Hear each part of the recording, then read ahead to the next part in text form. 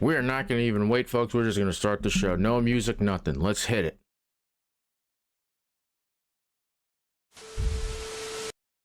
Yep. This is the most roguish of heels coming at you live right here on Twitch. How's everybody doing today? We are just going to be watching everything midterm election today.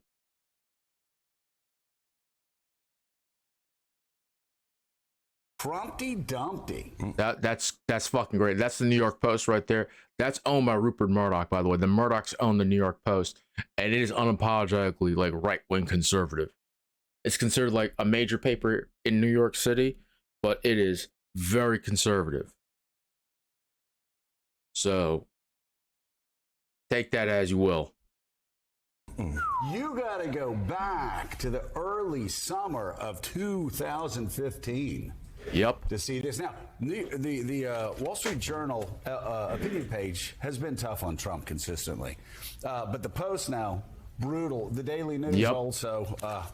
And he's just not looking well there. I don't know. They've made some photo editing. That might be some photo editing, but Trump's big fail also. He is going to see that. He is going to go insane. He's going to go insane. He's going to blame his wife again. By the way, how about that? Pro tip to guys, don't. When things are going bad, don't blame your wife. But anyway, let's get back to the New York Post. This is pretty big. I mean, listen, Murdoch has never liked Donald Trump. Never liked him. Put up with him. He knew that it was good business. But man, they have turned on him, and they're looking. You know, Vaticanologists tell me they're looking actually at Youngkin. They like Youngkin a lot, and they'll deal with DeSantis, but they want this guy gone. Yeah, the last couple of days have shown that, and we've seen cracks too in the narrative at Fox News as well, online, but also now on the air, spilling over to say, how did this happen? I mean, they were dumbstruck by the results of the election Tuesday night, and it all leads back to Donald Trump. There's no avoiding that. You know, I mean, you can make the case that they had bad candidates. Well, a lot of those bad candidates were there because of Donald Trump. Well, exactly. So all roads lead back to him, and they believe if Tuesday night was any indication of where things headed, they just can't afford, even politically, to have him still pulling the strings on the party. Well, and Gene, why are we talking about this off the top? We're talking about it, first of all, because this drives so much Republican thinking. It sure does. I know, inside and outside of my family, and that impacts the base, but also you see the conservatives that are attacking him, and we're going to be talking about this soon. I mean, people who call themselves conservatives that aren't actually conservative, Trumpists, and you realize we may be moving toward not the end, not the beginning of the end, but as Churchill said, end of the beginning, maybe. I mean, we've called that end of the beginning thing before, right? I know I have, but no, this really seems different because it's so concrete. They were so sure they were just going to sweep to these big majorities in the House and the Senate, and it was going to be, happy days are here again, or the Republican version of that, and it absolutely ain't that. So it's they got to look at Trump, who was responsible for a lot of this. They also need to look at those exit polls. They need to look at those issues that voters were concerned about. They were concerned about democracy. They were concerned about abortion. And yes, they were concerned about inflation. But it wasn't all inflation. There are other things, and they are on the wrong side of these issues. Most of the issues. I just want to say really quickly, there are people on Twitter going, everybody got it wrong. Everybody said this. Everybody said that. I must say, what we said all along was, first of all, everything we say is wrong. But that was the prelude to say, we don't know what's going to happen. But we did keep saying, and I'm not bringing this up to say we were right. I'm bringing this up to say it's shocking what some of these polling aggregate places were doing. They made it look like a wave election by putting in a bunch of BS Republican polls, putting in a bunch of BS slanted polls. And we kept saying, and the people who really know kept saying, this doesn't feel like a normal wave year. It could be. It should be. You look at inflation, you look at what people are saying, it should be a wave year. It never felt like one to us here. Yeah, should was the operative word there. By historical trends, we bored people to death with the number, but the plus 28 is the average in the last 90 years of what the out party picks up in the House, it's going to be a small handful. Yeah. They were talking, 3 nights ago, the Republicans were saying, is it going to be 30? Is it going to be 40? Is it going to be 50 seats? How historic is it going to be? Inflation, as you mentioned. A president, Joe Biden, that they thought was weak. They thought they had a crime going for them, the immigration crisis, everything that you fold into that number, and it did not materialize. And that can't all just be terrible candidates. They had a handful of those for sure, but there was something else going on. And again, on the expectations games, you would. It's because those motherfuckers had no answers to anything. That's why. What are you gonna do about the high crime? Just lock more people up. Okay. Oh yeah, that's a real solution right there. What are you gonna do about inflation? The teachers try to turn all your kids trans and gay. How does that relate to inflation? Joe Biden. You had no actual policies. Your messaging essentially was vote for us because we're not Democrats. People saw through that. You're the fucking hardest of hard MAGA are just gonna vote for you every single time. Everybody else is like, look at you guys. You got a bunch of election deniers everywhere. Your candidates were horrible. You're gonna probably still take the House, but maybe by at most a 3-seat majority. I want everybody to comprehend that. You have a 3-seat majority, and the MAGA crowd only grew in the House, too. There isn't a bunch of moderate Republicans.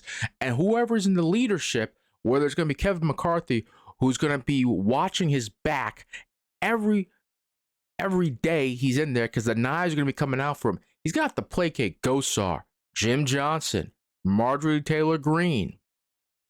And she's going to be back on committees. Have fun with that.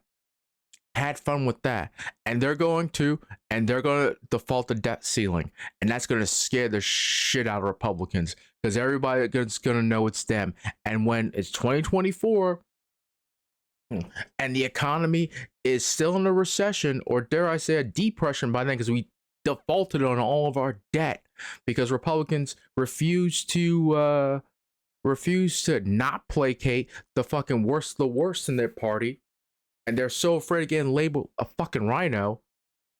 Everybody's going to be looking to the Democrats, and we're going to take back the House. We're going to extend the lead in the Senate, and where there's Joe Biden, Gavin Newsom, or somebody else, there's going to be a Democrat back in the White House. Just so y'all know. Just so y'all know. That's what's going to happen. Okay? Because they will. They will do that. Now, I hope that doesn't happen, because the United States shouldn't default on its debt. That would be fucking nuts. But the fact that that's being floated out there says they're willing to do that because they're fucking crazy. To have, again, some very well-known polling sites that would have these BS polls. Yeah. And they were saying to the very end that Washington State was going to be competitive, Colorado. Oh, yeah. Joe's talking about this now, but real quickly. When closer and closer got to the midterms, Republicans began to flood a ton of polls from their people. These are Republican-controlled pollsters. They're flooding it. They put these unrealistic. Some of the polls were within the margin, like Trafalgar, but Trafalgar, I think it's Sean Handy's pollster group that he owns.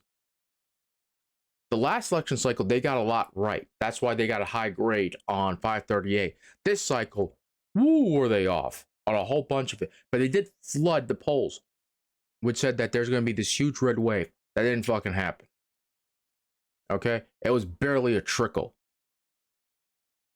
Gen Z, millennial voters, you did a good job. Thank you for protecting our democracy. All right? You guys, just so you guys know, you guys are taking over the country. It's yours turn now. The boomers are getting older and they're dying off. It's you guys now that are taking over the country. Vote accordingly. Republicans are freaking out now. Because they start complaining that women were coming out and voting. I wonder why. They were complaining that you guys were coming out voting. Gen Z's, millennials were coming out and voting in huge numbers, especially the 18 to 29 crowd were coming out in huge numbers. That shocked the hell out of them. So their solution, you know what their solution is? Make it harder for women to vote and increase the voting age to 21. That's their solution. This is the party of freedom too, folks. Folks, this is the party of freedom. This is the party of freedom. They want you to be freer. So they're going to restrict the right. They're going to make it harder for you to vote. This is the party of freedom. By the way, they they have literally drank the Kool-Aid to the point they're taking political advice by fucking online pundits who cater to the most extreme ends of their party. That's who they're taking the political advice from. This is from the actual politicians. You want your actual politicians? People criticize AOC that the woke mob controls the Democratic Party. It doesn't. I wish the woke mob, because our policy, what's our worst policy? Healthcare for everybody, and making sure we fix the housing crisis, and making sure you live a dignified life. I didn't realize those were bad. Those were woke policies.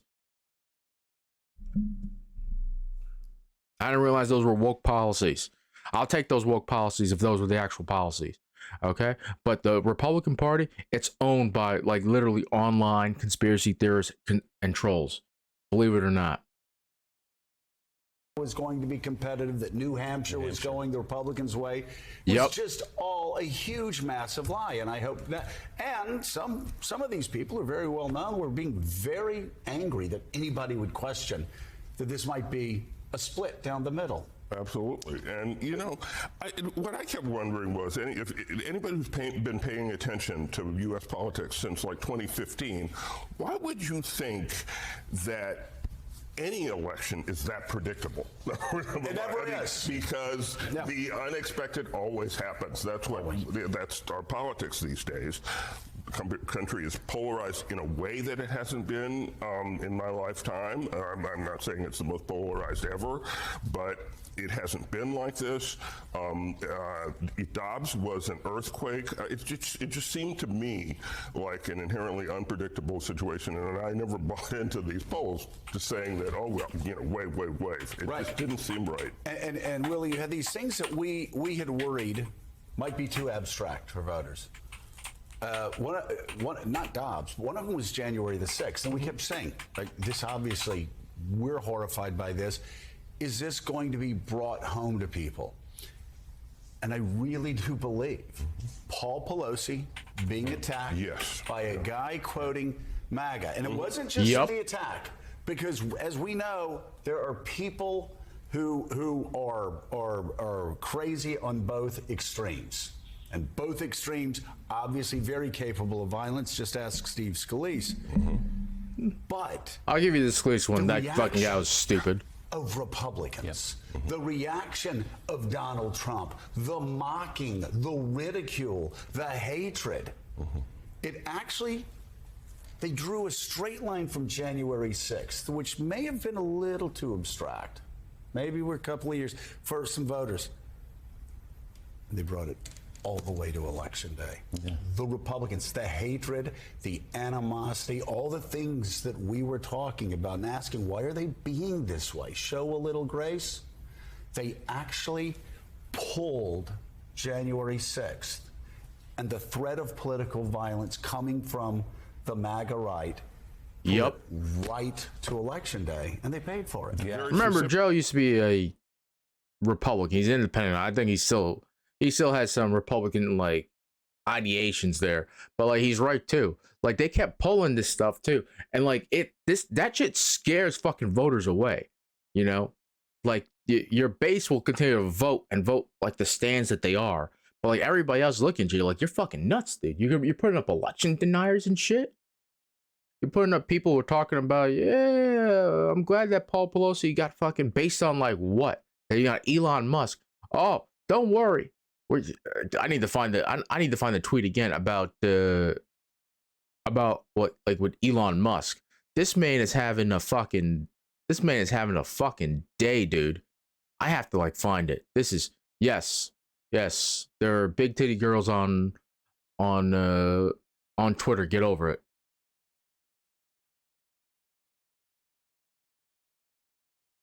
$125. This and we just literally go through his stream of thoughts too, man.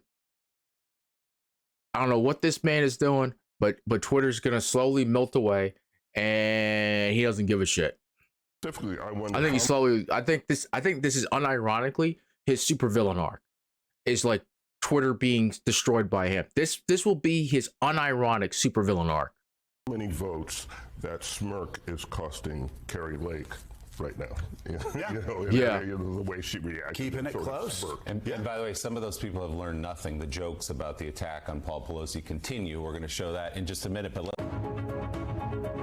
we're talking about Congresswoman Lauren Boebert, who finds Oh herself my in God. an unexpected. Yeah, unironically, like that race too actually like really helps like Democrats too. If they win that race, it makes like the ability to control the House that much narrower for the GOP. That's one of the races like the Democrats like need to win. And unironically, they're probably gonna win it by like less than like 70 votes, I think. It was like 72 votes. I think it narrowed a little bit to like 62 votes. But it's like whenever somebody tells you every vote counts, this is what they're talking about. This is what they're talking about. Unexpectedly tight. By the way, New York too, your vote counted too, especially if you're on Long Island, especially after the redistricting and the debacle. And I'm telling you, for every New York Democrat out there, you better be demanding a blood sacrifice, because there is no reason those 4 or 5 congressional districts just outside of New York City or touching New York City should have gone to Republicans. We underperformed, so we could have. We overperformed in Ohio, Michigan, and I think it might have been Arizona, and like 3 states where we shouldn't have overperformed in. And if we actually perform as expected, as we were predicted to perform in New York, we could be in clear control of the House still. The leadership in the New York Democratic Party, I demand a blood sacrifice, because you motherfuckers fucked up. You tried to do the same messaging the Republicans did. People don't believe you. If they wanted the crime candidate, they're going to vote Republican. You need to do what Fetterman did in Pennsylvania. He got a lot of the rule, and this is Long Island we're talking about here. There's no reason he should have lost to any fucking Republicans there. And I blame Mayor Adams, and I blame Andrew Cuomo leaving the shitstorm that he did. Blood is gonna hit the concrete here in New York City, I promise you, and the rest of the state. And our leadership is gonna bleed. And I'm asking Kathy Hochul, I voted for you, Kathy. Get the shit in Albany together. And you better tell everybody in the fucking New York Democratic Party, we need to fix this. I expect Schumer to be on this too. There's got to be a gutting. And that leadership in the New York Democratic Party has to change. They fucked up. And next time, just because you're in New York, don't expect people to come out and vote. Okay? You need to run ads, and you need to have people on the ground. I need to see mailers. I got more mailers from Republicans for my Republican father, who's not very much in love with the Republican Party at the moment, or actually over the last like 7 years. And the shit that he got was insane. He looked at that shit and he's like, you guys are fucking nuts. You should see this stuff. A lot of this stuff is stuff I see online. And he's like, I don't remember the Republican Party saying all this crazy shit like a decade plus ago. That's my dad. And he's a conservative. And he's looking at this shit in the mailers. He's like, what the fuck is this crime shit? What the fuck says, like, they started targeting like Asian Americans. Like they were trying to say like white Americans and Asian Americans. This is how specific the mailers are. There was one mailer I remember. If I could find it, I'll like show it to you guys and like and tweet it out. But there was a mailer that's saying that because you're a white American and an Asian American, you're not going to get a job in the state of New York because there's a priority of hiring Hispanic people rather and black people over you. Literally, that was the fucking mailer. And there was a picture of Joe Biden, and all the quotes were from like the Daily, all these alternative media websites. Like my dad looked at that, he's like, yeah, what the fuck are you talking about, dude? My dad's smart enough to know that's a bunch of bullshit, and that didn't resonate with them. But it resonates with certain people because you got fucking 4 or 5 Republicans taking congressional seats even after redistricting, it was between +5 to +15 that went Joe Biden's way. They're the last president. There's no fucking reason. I'm like heated about that too. I saw all the coverage. I was losing my mind. Those 4 or 5 seats that we lost in New York, that's control of the House for the Democratic Party. That's Nancy Pelosi pushing through huge amounts of legislation because we can take the Senate by at least by one seat. That's not an issue with the debt ceiling that we have to deal with. And I'm getting aggravated with the New York Democratic Party too. You guys are fucking a bunch of morons. However, Bernie and the progressive wing of the Democratic Party is getting vindicated now because their candidates won. By the way, they won statewide. And I'm not just talking about John Fetterman. Google it. And they won competitive House seats too. There's Summer Lee should not have won that seat, but she destroyed her GOP candidate.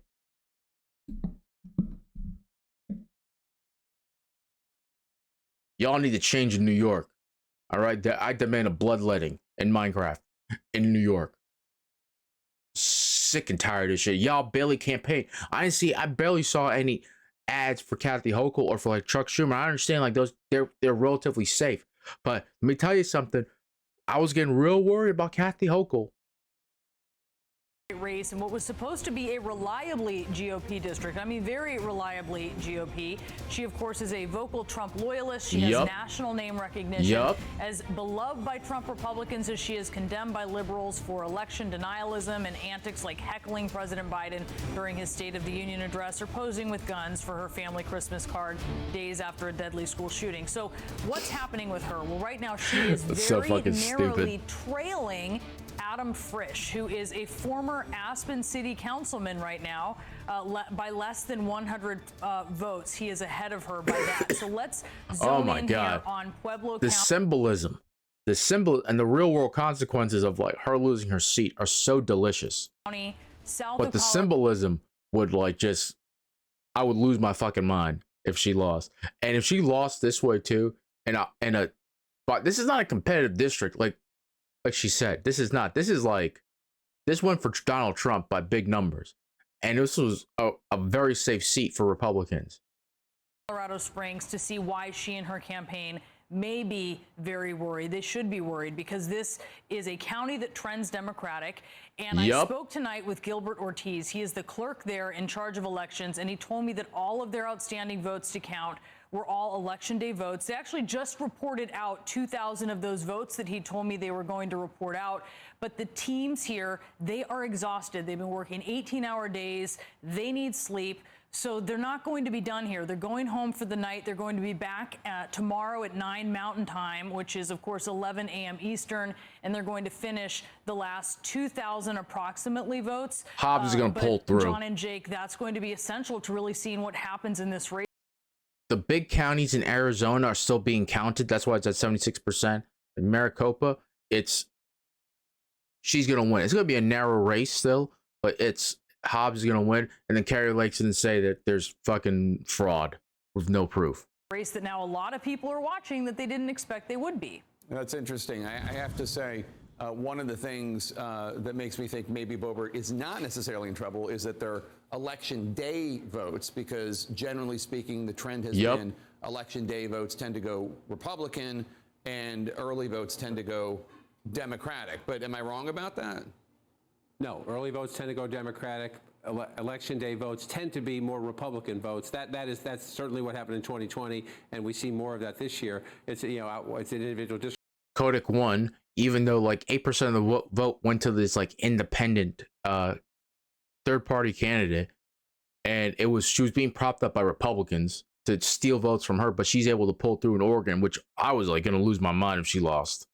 Got here, you saw me just popping around the thing while you were finishing Bree, just looking for more votes. She was talking about Pueblo County here, and you see this is an estimate now. Our team does our best. It's a midterm political environment. Right here. You're not sure what turnout is going to be, so we make our best. Unironically, the candidates that the Democrats propped up, the election deniers and like the crazy MAGA people, they all lost. Those candidates lost. So my conventional wisdom was you don't want to give credence to that. However, but because they helped those candidates win their primaries against more like moderate, your traditional Republicans, it made them very unpalatable. So there's going to be like a civil war in the coming months and probably over the next 2 years. Well, nothing gets done because I still think I'm going to be realistic and say the House is still going to swing Republican. but nothing's going to get done. They're going to have all these bullshit committees, and there's going to be a war there, and you cannot govern that house. It's going to be a fucking shit show, dude. They're going to demand so much crazy shit. It's going to hurt the GOP in the long run. And I can only imagine what's going to happen to, like, if Ron DeSantis is like, I don't know if he would want to get into that political climate, but he has to strike while the iron's hot. And I think people are going to pressure him to run too. Ron DeSantis is always, I'm going to pick the perfect time to do something. And he's been very effective at that. But like in that climate, is he going to look at that and say, oh, do I want to deal with these people? Because he can actually, he's very strategic about a lot of things that he does. He knows when to talk to the press. He generally doesn't like talking to them, but he's very strategic about it too. And the people he's going to deal with, they're not strategic. They don't give a shit. They want what they want, and they want to ram it through. All right? He's a bit more of a surgeon with the stuff that he does versus some of the MAGA people like MTG who just are a blunt instrument. With our partners to get an estimated reporting. So as Bree made the point. By the way, Floridians, I hope you enjoy GOP control over the next like several years while all your insurance companies flee the state, by the way. And they are, slowly but surely. Over the next like year, they're going to start fleeing. And the next time you guys have another hurricane, you're probably not going to have insurance because everybody would have left. To prevent that, I think this was before Ron DeSantis. They passed the bill. I think it was only there for like they had to re-up it, and they refused to do it. Where they had to, they ensured that if you're going to sell car insurance in the state, you also have to sell homeowners insurance. So, guess what? Every company that offers homeowners insurance is going to leave, which is generally anyone who sells car insurance, and they're slowly going to leave too. It's not profitable in Florida to like sell homeowners insurance, and the people who do offer homeowners insurance can be complete shit. So have fun dealing with them. You know, they're tired and they need sleep, but it's a Democratic area. Joe Biden only carried this piece of it, this county, by 2 points. But you see right now, Adam Frisch, the Democratic candidate, is winning it by 9. So he's running very well in this traditionally Democratic area. So that's one piece of the district. That's one piece of the district. So that's some of it. I mean, this is just what we're going through on a smaller scale, just what we're going through in Arizona and Nevada. What's outstanding? What part, in this case, the district, not the state, are they in? Yep. And how many more elsewhere, right? Yeah, that's right. So let's look at Pitkin County, which, okay, this also trends strongly Democratic. I mean, very strongly Democratic. The spread here is huge. It's like 4-1 Democrats to Republicans here. And I got a hold of the clerk there, and she told me that they had reported out all of their votes as of 1:50 a.m. this morning. So the only thing outstanding there, they have some military ballots that have until next week to arrive.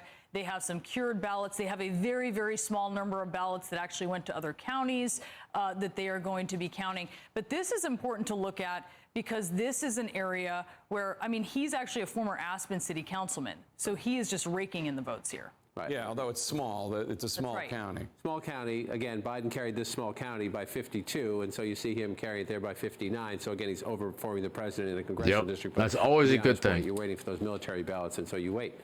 You wait and see how it goes. Yeah, and we say 95% estimated reporting there. She says it's totally done, but you have to keep in mind that here in Colorado, they have 8 days to cure votes, right? So if someone made a mistake on their ballot, they have 8 days after the election to fix that. So let's look now at Mesa County. This is on the other side of the state. This is where Grand Junction is located. This trends in favor of Lauren Boebert here, and they're waiting on approximately 5,000 military ballots that the machines initially had trouble reading, those cured ballots as well. So a picture here altogether of just how razor close this race is and will likely remain as we're going to be waiting for a few more votes. And also, as if we didn't need to add more drama to this, if this race is within half a percentage point, which it very well could be as you're looking here, it will trigger a recount. That's how Colorado goes. So you can imagine how that is going to play out. So look at this, John, because she's up by about 15 points in this, but it's a R plus 28 area. Underperforming in a Republican area. You could make an argument, we could make this case in other districts, that some of the more Trumpy Republican candidates have had trouble in this environment. She is as Trumpy as they come. Bree was mentioning some of the other controversies in the past. So is that what it is? It'd be great to get on the ground reporting from there. But without a doubt, Donald Trump 2 years ago carried Mesa County by 28 points. One of his acolytes, Lauren Boebert, as you know, that's 15.6. Yeah, she is underperforming Trump consistently in all of these counties that I looked at. And keep in mind that her district overall, and it has changed. Look, this has changed, but this was still a district, even with last year's redistricting, that was almost plus 10 GOP district. This is Colorado's western slope. It's the southern part of the state. It should not be this close. So you have voters here really sending Lauren Boebert a message, whether she squeaks this out, which has increasingly been up in the air here, or whether she loses. And we were talking about this earlier. If you're in Colorado, there were two other big races, statewide races. The governor, who won 58% or something? Governor Polis, 57.2%. And then the incumbent senator, Democratic Senator, Michael Bennet, 54.5%. Goddamn right. What does that tell you? It says, generally speaking, the electorate who turned out to vote in Colorado was a little bit more to the left than to the right. Now, that's not necessarily the case in Boebert's district, but it seems like she's had a much more competitive. How did she win 2 years ago? What was her vote total? The lines are not exactly the same. No, okay. It's not apples. Not exactly the same. Yeah, we can go back to the House now, and you can go back to the House now, and you can look at the district here. She got 51%. She had a tough race. But you can see the lines of the district a little bit different. And they redistricted it to make it less Republican. So it's R+8 this time. What was it last time? Just slide that down a little. R+8 was the same. Yeah, it's pretty close. Some of the lines don't change that much. Okay. But you see the district here, and you come back in. But to your point about the governor's race, let me bring this up a little bit and make it bigger. To your point about the governor's race. I don't like the wording there from David. They made it less Republican. No, they made it more fair. It's running big, but in the combination of, I wanted to just come back to, we talked about this before. If you look statewide at the competitive seats, right? Bro, Colorado's been trending blue for the last couple of years, folks. There we go. So you have the Colorado House, right? 6 and 2, right? 2 in competitive seats. So just bring up. I'm going to take the county off because the wall works a little better to take the county off. If you look at the competitive seats here, right?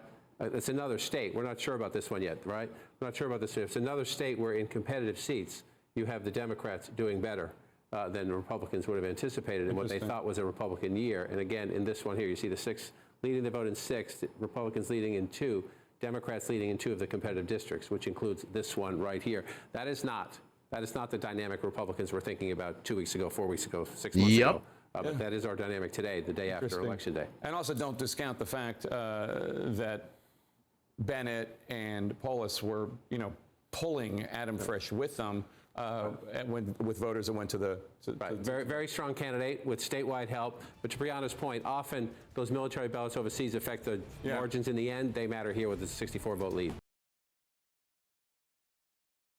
Let's go to the big board. NBC News national political correspondent Steve Kornacki is there. Steve, good morning again. So when we left you yesterday, we had questions about Georgia. We have an answer on that. We're going to be here for a little bit while longer on that. But out west now, those 2 states that everything hinges on, what are you seeing? Yeah, so Georgia's going to be a runoff, and you've got Nevada, you've got Arizona, you've got Republicans needing to take one of those 2 to make that Georgia runoff on December 6th the thing that would determine Senate control. If Democrats go 2 for 2 in Nevada and Arizona, Democrats have the Senate, and the Georgia 6 runoff is just for determining what the exact majority size will be. So let's take you through both of those states.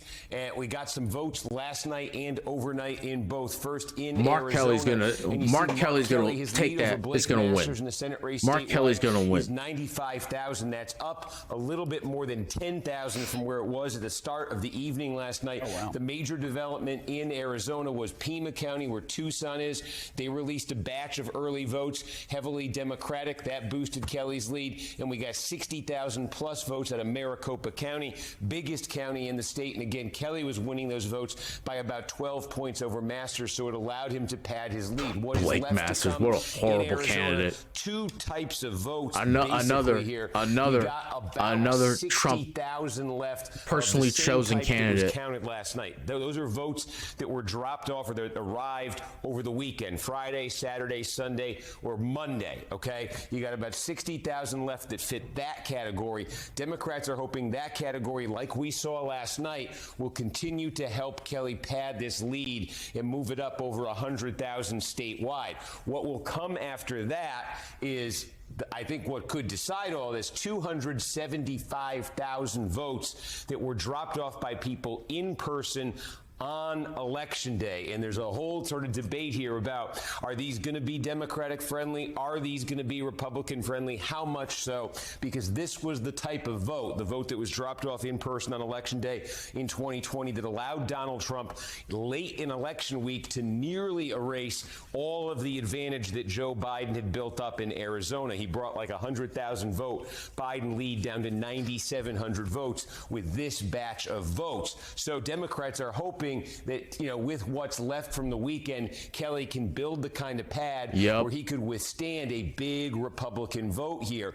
We're not sure it's going to be a big Republican vote, by the way, because in 2018 in the Senate race, it's actually the same type of vote that allowed Kyrsten Sinema, the Democrat, to win the Senate race. So we've seen this type of vote kind of behave differently in the past two elections. So it's a mystery. We think tonight, we're hoping, and Maricopa County is suggesting, we're going to get a lot of this, and we're going to get our first readout of this 275,000 votes. So the question of how Republican, how Democratic that vote is, we may really start to get an answer tonight, sometime around 8, 9 o'clock. And I think that's going to go a long way to determining this Senate race here. But Kelly does have a pad, can add to that pad potentially, and could potentially withstand a big Republican number here. The candidate who may not be in that situation in Arizona, it's the difference between the Senate race and the governor's race, a 95,000 vote advantage for Mark Kelly. But in the governor's race, Katie Hobbs, a Democrat, is running about 80,000 votes behind Kelly.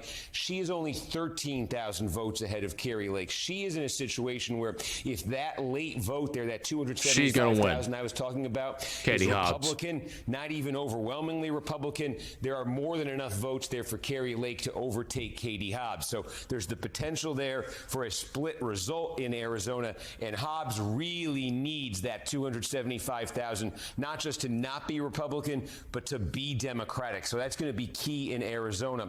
In Nevada, you see the governor's race right here where Joe Lombardo, the Republicans, leading Steve Sisolak, the Democratic incumbent. In the Senate race, it's a little bit closer. The Republicans leading. And again, what happened last night is we got updates from the two key counties in Nevada, and it basically shaved about 7,000 votes off of Adam Laxalt's statewide lead. It was 22,000 and change coming into last night. Now this morning it sits just under 16,000 votes. Laxalt Catherine over Cortez Masto can what happened was we got a batch of about 15,000 mail votes that were released in Clark County. Las Vegas, biggest in the state. Cortez Masto was winning them better than 2-1. And we got a batch up in Reno of close to 20,000 votes. And again, they favored Cortez Masto. They allowed her to cut that Laxalt lead by a few thousand more. So what is left to come in Nevada? There are about 40,000 mail votes left now in Washoe County, where Reno is. And there are about 70,000 mail ballots left in Clark County. The vast majority of those mail ballots that are left in Clark County are a very particular type. They are votes that were dropped off in ballot boxes on Election Day. And so just like I was saying in Arizona, it's a bit of a question. What type of vote is that? The voter who takes the mail-in ballot, brings it in person to a drop box on Election Day. Is that more Democratic? Is that more Republican? You hear arguments from both parties about why it's going to favor them. We don't know, but the vast majority is from that pool. If Cortez Masto continues to win the outstanding vote in Clark at the rate we see, it's mostly going to be Democrats. To be honest with you, it is going to be Democrats. Republicans have like this hardcore messaging where you need to be in person and you have to. They've been talking about getting rid of mail-in voting because like how mail-in voting skews Democrat. That fucks over a lot of Republicans too, because a lot of Republicans like voting early and they like voting by mail too. So imagine for a second if you were an older person and you could only vote on election day. That's not going to happen. And a lot of poor Republicans get fucked over because what happens when Republicans take power? They close polling places. So next thing you know, you're wondering why your local polling place shut down. Drop off that I'm talking about in Clark looks different, looks very different than what we saw last night. There is an opportunity certainly for Laxalt to hold off Cortez Masto. So hey, Steve, can I ask you really quickly? What kind? Tell us again. What kind of votes helped her shave 7,000 votes off of Laxalt's lead? Yeah, they were mail-in ballots that had been received prior to Election Day, combined with drop-off boxes that were received prior to Election Day. So prior to Election Day, again in 20, broke for Democrats, but the ones that we're going to be counting moving forward is same day, right? All of them same day? Yeah, and it's just there's a difference because it's like what they counted in Clark the other day. The number of ballots dropped off at these drop-off locations, like on the Monday even before the election, is something like 13,000. Then you get to Election Day itself, and the number dropped off is 56,000. And so is there a difference between the type of person, the type of voter politically who's doing it even a day earlier as opposed to doing it the day of the election? And I raise the question because the trend we've seen in the last two elections is people who wait until Election Day to vote, certainly in person and maybe by drop box, tend to be much more Republican than the folks who vote early, even just the weekend before the election. And that's what we've seen. We saw that certainly in Arizona. The first results out of Arizona on election night had Mark Kelly 20 points ahead in the Senate race. What were those? Those were the early votes. And then when we woke up the morning after the election, it was a single-digit race. Why was it a single-digit race? Because they counted the same-day vote overnight, and the same-day vote was heavily Republican. So then you enter into that kind of hybrid situation there, where it's like it's same day. This guy's but good. It's dropped off mail ballots in person. What is that? Is that a Republican? Does it fit that same day pattern? It's still a mail ballot. Does it fit that Democratic pattern? That's the question in Arizona, and really, in a way, that's the question in Nevada as well. And as you say, a lot of that is guesswork. At this point, we're just going to have to wait. And we heard from election officials yesterday in Nevada trying to be transparent, saying we're going to have a briefing every day to update you where we are to avoid sort of some of these conspiracy theories of festering. But they also said, Steve, it may be a while, potentially 8-9 days until we know a winner in Nevada. Yeah, I mean, for the official full process to play out in Nevada, which includes ballot curing, which includes provisional, yes, you're talking into the middle of next week. But like I said, I think the key is once they start releasing from that big batch I'm talking about in Clark County of 56,000 votes that were dropped off in ballot boxes on Election Day, and once in Arizona they start releasing from that 275,000 in Maricopa that was dropped off on Election Day, we'll get an answer when we start seeing the results. We have to see the full results from that 275,000 to answer that question. Is this an overwhelmingly Republican batch? Because in Arizona, that's what Blake Masters' hopes depend on. He needs an overwhelmingly Republican batch of votes that were dropped off same day. If we start getting those and we're seeing 50-50, the numbers just aren't going to be there for Masters. If we start getting those and it's 2-1 Republican, then it's, Democrats are going to be sweating it out and saying, does Kelly have a big enough lead? And if it's 2-1 Republican, then Kari Lake is going to be feeling good in the governor's race about overtaking Katie Hobbs because the margin there is just so much thinner. But I think there's a potential tonight in Maricopa to get not all, but to get our first look at what that a chunk of that 275,000. 4 hours ago, it got posted. The question I'm posing this morning. I remember Arizona in 2020. It was never as easy as 2-1. Yeah. It was always Trump 60, Biden 40. Then the next batch would be Trump 58, Biden 40, and you would go through it, and it was just it was maddening. So this is what Donald Trump is waking up to today. It is the second straight day that New York Post fucking shitting all over him. Aim at him. Trump says that he is not to blame for the midterm performance, but he also said that if any of his candidates won, he should get full credit too. But in the same breath, he also said if they lose, it's not his fault. Profile Republicans, they simply don't see it that way. Almost every one of these Trump endorsed candidates that you see in competitive states have lost, and it's a huge loss for Trump. I think it sends a message to the country, along with some other states, that this is truly. This is Brad, Lieutenant Governor. Yeah.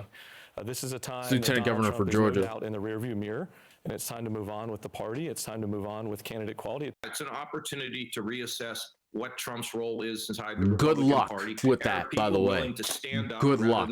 They're embedded inside the party. The rest of the Republicans have the They're courage to stand deeply up to embedded Trump, inside or the do they party want to because get you guys allowed them to be. Because we all know him. He's not going to take the blame. Prior for this, to him taking the at least in his own nominations when mind. he This is would knock it certainly out. a You guys rejection of kowtow to the MAGA far base. right in your party. Governor DeSantis did it incredibly well in Florida. He just knocked the cover off the ball there.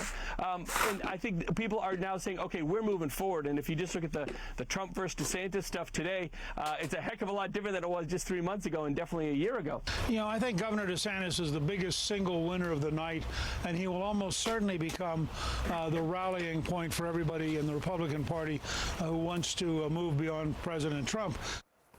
Let's discuss now. CNN political analyst and senior political correspondent at the New York Times, Maggie Haberman, is here. She's also the author of the book Confidence Man, The Making of Donald Trump and the Breaking of America. Good morning. I don't even have to say anything to you. Just go. Did you see what happened? I did. What I'm most struck by in that montage that we just saw is Newt Gingrich and the Lieutenant Governor of Georgia, because Newt Gingrich is somebody who has been incredibly close to Donald Trump, has been talking up his strength forever. Lieutenant Governor of Georgia is not a voice that we hear from repeatedly. The others are generally people who have been pretty critical of Trump. We're at a real inflection point. Clearly, the elites in the party are done with Trump. We only have to look at this to know just where the elites in the GOP are. That doesn't necessarily mean it translates to the base. And so I think we are going to see. I think Trump is at his most vulnerable than he has been since January 6th. But whether somebody moves forward against him, we'll see. When will we know and how, right? I'm not saying what month, but what indicates to you that we will know if this time is different? Well, among other things, these races that are not settled yet have to get settled. So if Kari Lake wins for governor in Arizona, if Laxalt wins in Nevada, if Blake Masters somehow pulls it out, although at the moment that looks harder to see, whatever happens in the Senate race in Alaska, because that was a key target of his because of impeachment, that will be telling. If his candidates pull it out, then it's going to be that he had a rough night in Pennsylvania and a few other specific spots. If not, then you are looking, and look, a lot of these candidates had tougher races than they should have, given everything. We will know in the next few months if, among other things, DOJ moves forward against him. Does Ron DeSantis start making more moves than he's been doing? And DeSantis is really the one to watch, as we just heard. That's somebody Trump like is at never the gonna studio, acknowledge like fucking that like something is turning wrong. water and And shit. folks around him spent all day yesterday insisting Opening up caps. nothing bad really happened. Something bad happened. We're just not sure what it means. What was he saying yesterday behind the scenes? Because I know he's tweeting or he's posting on his website about he personally believes he was successful, but Republicans themselves were not on Tuesday night. Right. It was for some people it was disappointing, but I did well was essentially his tweet, and that's also not true, by the way. Like, he did well in some places. Privately, according to multiple people I talked to, he was very angry. The focal point of his anger was the Oz race in particular, because that was not a natural fit for him, and he was convinced to do it. And of course, he never takes responsibility for any of his own decisions. It's always that some staffer tricked him. And I think, Caitlin, to your question, this is something that I heard a lot of complaining about from people around him yesterday. You know, his aides who are in his world, paid aides, are all insisting nothing's wrong, status quo, everything goes forward. Other people are saying, how many years are we going to spend blaming it on staff? And I think you are going to hear more of that as we go forward. One big question is, does it delay his announcement? I know there have been some people, even on the record, Kayleigh McEnany, Jason Miller, saying he should wait, not do it, but wait until after December 6th, which is when that Georgia runoff is. They all, in his world, think that he should do that. Now, how forcefully they make that case to him versus say it to each other is always the open question. But that is the key date to watch for next week. He, I think, does not want to. A bunch of people close to him also are worried it will show some sign of weakness. But he's going to get blamed if he continues to go ahead and Walker loses. What do you make of Mike Pence out with this op-ed today? His book comes out Tuesday, same day Trump's going to make this big announcement from Mar-a-Lago. Oh, yeah, that wasn't planned by Pence at all, As Don's been pointing out, he's selling a book. He could have said all this stuff to the public, put it on the record in the days following January 6th, and he didn't. Or to the House Select Committee. Yeah, there you go. I think that this is there's an alternate universe where this is his House Select Committee testimony. But that said, I think it's an important part of the historical record. I think that he and his folks have voiced issues with the Select Committee that they consider to be about process and how things were conducted. It's pretty striking, Poppy, hearing Pence talking about this in his own words. I mean, he's talking about. He confirms much of the reporting that's been out there already. So, yes, there are people who are going to read this and say, well, we knew this, except we didn't know it in first person from Mike Pence. He explains why he didn't want to leave the building, and it's not because he thought that he was going to be essentially kidnapped by the Secret Service as part of a plot. It's that he didn't want the image of his caravan fleeing, his motorcade fleeing the Capitol. He confirms conversations that he had with Trump. He I mean, at the same time, too, he was playing it by ear to see what was going to happen. You know what I mean? Because he would have easily done that independent letters tactic with those other electors if it was going Trump's way. You know what I mean? For self-preservation. And then a really interesting moment after January 6th in his first conversation with Trump, I think it's 5 days later, orchestrated by Trump's son-in-law and daughter, Trump has a moment where he says, what if that rally didn't happen? It's too terrible to end this way. That's the only time I have heard of any real reflection from Trump, and it was fascinating. It's interesting. We're going to see what happens, folks. Leaving the Capitol, because for me, I thought, well, was this about optics for Mike Pence? Because he could have left the Capitol and still, with his dignity, and still did what he had to do, what his oath to the Constitution. But he could have also stood up faster and stronger to the former president, and it may not have gotten that far. He said, I had compassion for the people. When I drove up and I saw, the people at the rally as I was on my way to the Capitol, I had compassion for them. Perhaps if he had been more honest with the former president and with those people, then it would not have gotten to that moment. I don't. So I read him staying there as, not the way that you had. I feel that this is reputation rehab for Mike Pence, this book. And I don't ascribe to the belief that Mike Pence is a hero because he did his job. We have to have higher standards than that, especially for elected officials, especially if you are the person who is second in power. You have to be able to stand up to the boss when you know that you're on the right side of history, the law is with you, and it's your oath. So, Don, I think there are a lot of people who feel the way you do. And we've heard that criticism, not just about Pence, but a number of former Trump aides. The way that I have come to look at it, looking at everything that happened, and just given the intensity of everything that was happening during that 3-month period of time, people in the administration, those of us covering it, it's sort of shocking to look back and look at how much was taking place. I am not sure. I think Pence is in a different position, so I agree with you that I think that if he had said something publicly, it might have been different. I actually am no longer convinced that much of what any one person could have done. Bill Barr did come out in December and say there was no widespread voter fraud, and Trump just rolled right over that and looked to find other people who were going to do the job. In Pence's case, if Pence said, I'm not going to do this, then they would have just proceeded without him. I wonder a lot about what would have happened at the end of the final 2 weeks had the riot not happened. Would Trump have walked out of that door willingly? There's so many unknowns. I hear what you're saying, and I think that there are people, as I said, who do feel that way. I just don't know that I think that one person saying I agree this is going to matter. Just if you look at, and again, he says in his book and in this, the clip that this op-ed or whatever is basically it's an excerpt. It's an excerpt from his book. But when you look at what he says, when he says, I wanted to give people the opportunity to discuss legal challenges, there were no legitimate challenges to the vote. There were no legitimate challenges. And what ended right? So that's where people believe that he should have just cut it off there instead of giving oxygen to the election deniers in office. That's all I'm saying.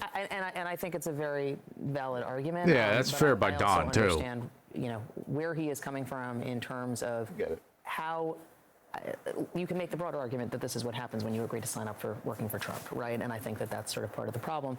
But I also, personally, as a journalist, I am interested in what the former vice president has to say. Yeah, fair enough by Haberman. Fair enough.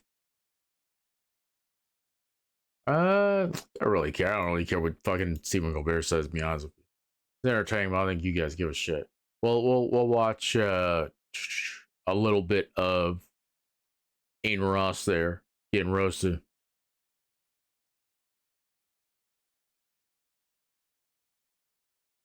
Bullshit. This cannot, there's no.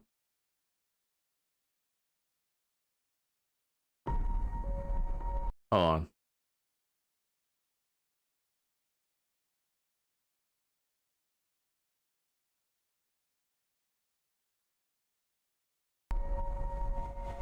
Oh no, it's the real trailer. Saying hello. You think your wife can hear you? No. Then why bother? That's Donnie Yen. That's Donnie Yen. Maybe I'm wrong. You're going to die. Maybe not. Goodbye to you, my trusted friend. No, yeah. A new day is dawning. New ideas, new rules, new management. We've known each other since we were 9 or 10.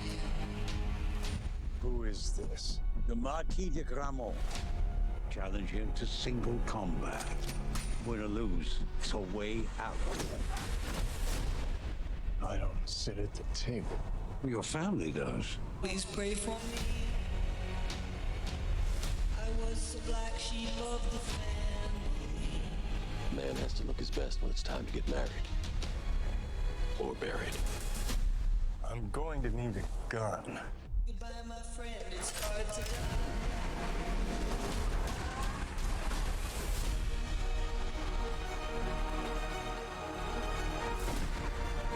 If you win, the table will honor its word. You'll have your freedom. Under the old laws, only one can survive. Failure to meet at sunrise will result in execution. Last words, Winston? Just have fun out there.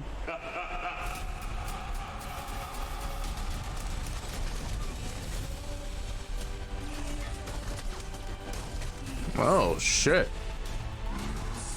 I want you to find your peace. But a good death only comes after a good life. You and I left a good life behind a long time ago, my friend.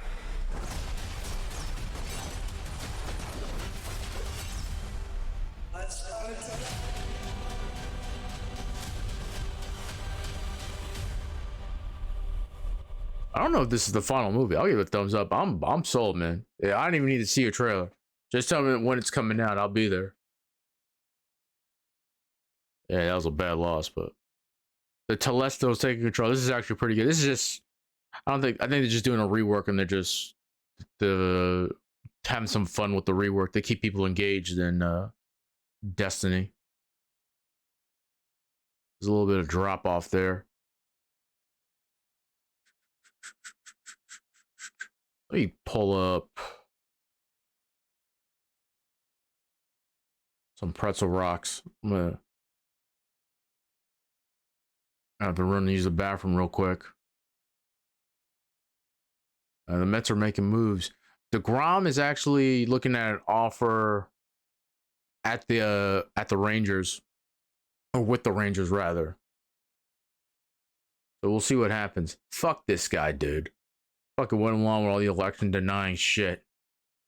Because he's fucking afraid of, like, the base, the Republican base coming after him. Nope. Not interested. No spoilers. It's actually one of the movies I'm very much interested in watching. Jesus. Bo. Unmanned torpedo. That's lovely. Hey, well, soon to be former Representative Sean Patrick Mullen, you fucking suck, dude.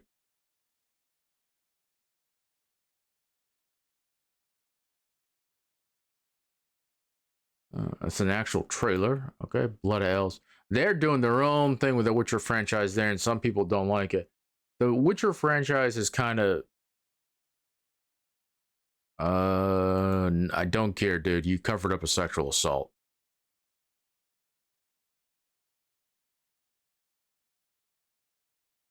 I actually saw a playthrough of this. The game is brilliant, by the way.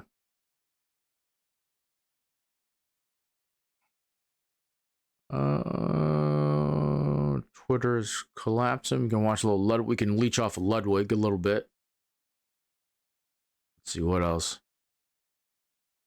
Keep coping, Lindsay. You fucking let this guy into the party, man. Jesus Christ. The Dead Messenger, exotic quest guide. What gun is this? What is up, guys? It's your boy, Rick grenade launcher. Kamalakakis, and today we have the guide for how to get the brand new Dead Messenger exotic grenade launcher just added into Destiny 2 with the launch of Season 16, Season of the Risen, alongside the Witch Queen expansion. And so, let's get started. Now, first things first, let's take a look at this weapon so you know if you want to go after it. It's going to have the intrinsic perk Trinary Vision.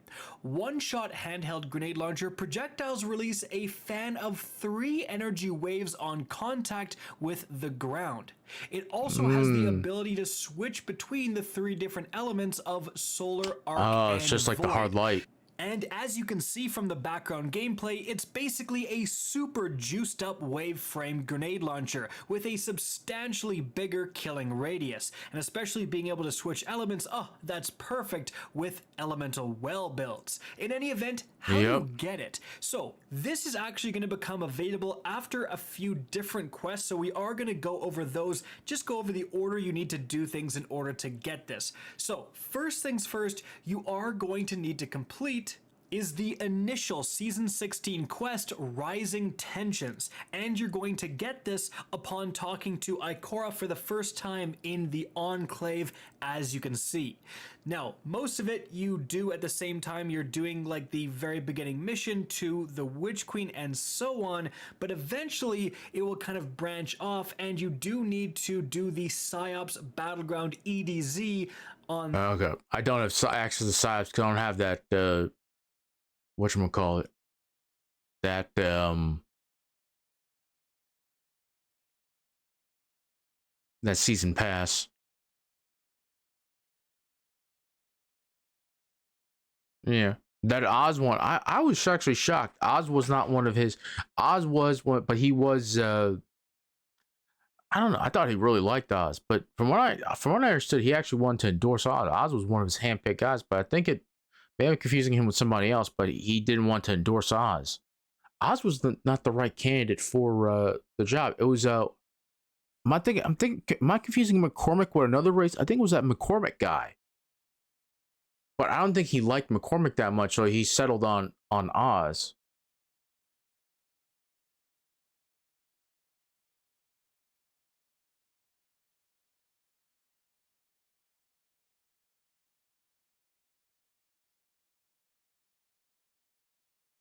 This lady's fucking nuts, dude. Don't.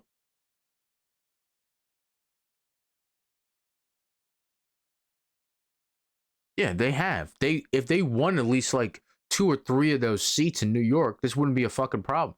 They could hold out because they're overperforming in all these other districts.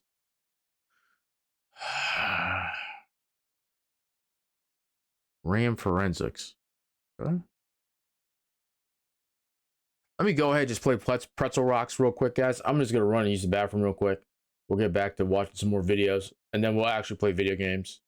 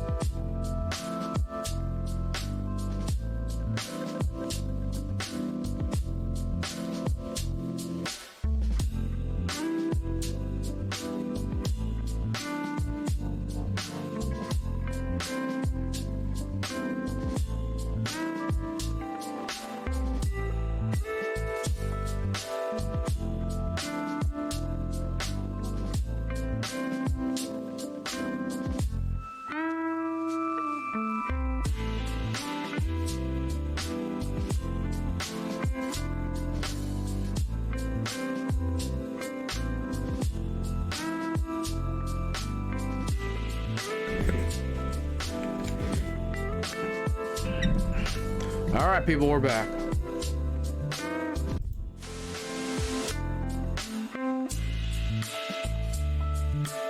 Giving you that hard-hitting political coverage. I should have did a midterm stream. I would have been complete. I would have been up the entire night until every credible news source would have stopped. See what Bo has to say. Internet people, it's Bo again. So today we are going to talk about Midas Touch and Stone Kettle and myself. I've had a number of questions related to this topic. Both Stone Kettle and Midas Touch were brought up. So we're going to go through it because it shows the different means that can be used to reach a conclusion. The question is, hey, what did y'all know that the giant polling places didn't? Because all of us at some point in time had referenced the concept of unlikely voters and called into question the polls. They probably didn't use the term unlikely voters. They probably said something else. So Midas Touch, I know what they did. They used data analysis. I want to say they pulled early voting numbers with their registrations and extrapolated from that. Now, my understanding is that they took a lot of static for doing it that way and took a lot of heat for it because it's unconventional. If it was me, I would be filming a giant I told you so video right now. With Stone Kettle, I mean, I don't know. My guess, just normal cynicism. Something along the lines of, I don't know how to soften his language. Something along the lines of the only people included in the polls would be those willing to answer a phone call from an unknown number in this day and age, only that would be said in a much more colorful and humorous fashion. I don't know that he put any analysis into it beyond they're not talking to everybody and they're acting as though they are, which when you're talking about polling, that's a pretty important aspect of it. True. Pointing that out probably led him to the conclusion that, hey, younger people are typically more liberal, you know?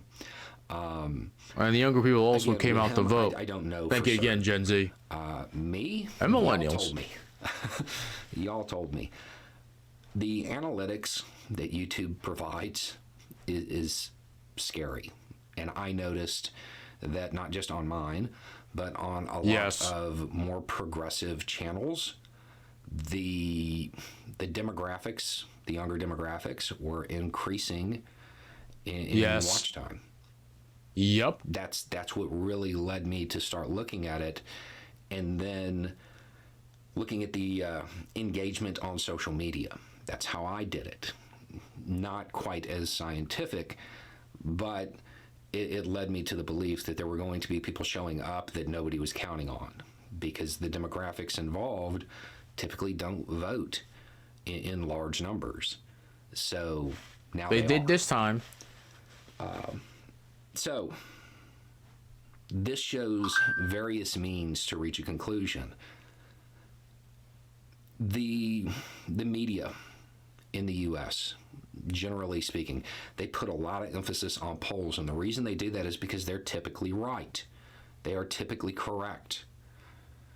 However, when there are glaring oversights, such as conducting the poll using a behavior that isn't common among a certain demographic, or discounting a generation of people because typically they don't vote in high numbers, and just kind of forgetting about the fact that they were directly attacked,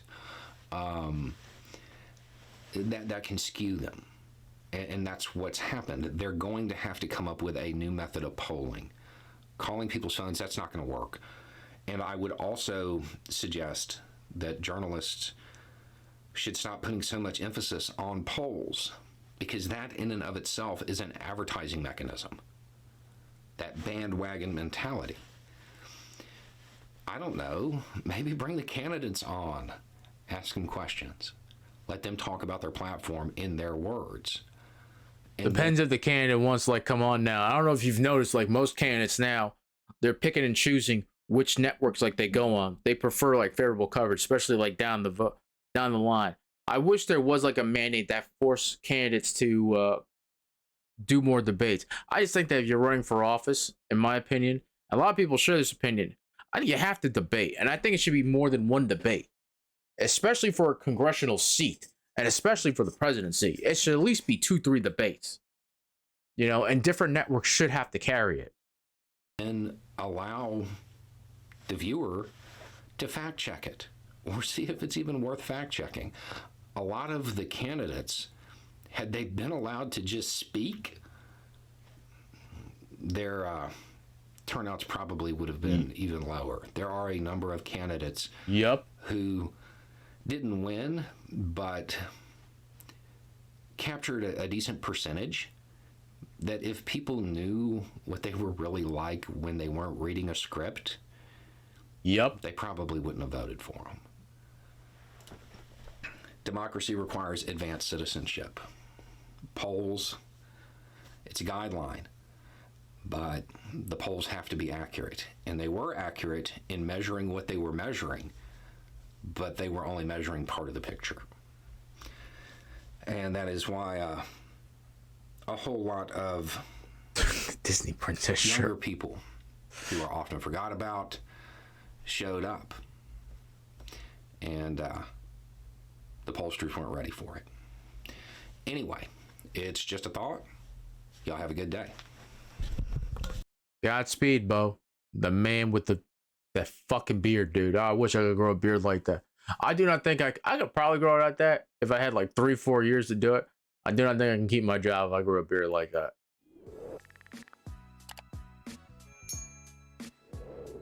What's up, guys? Streamer TV, and first up in the news, we have Adin Ross. Today, Adin Ross. Yeah, the clip is, I saw the clip on Dextero. He got unbanned, by the way. So, no fear of me, like, showing a banned streamer. But, yeah, this is actually kind of crazy.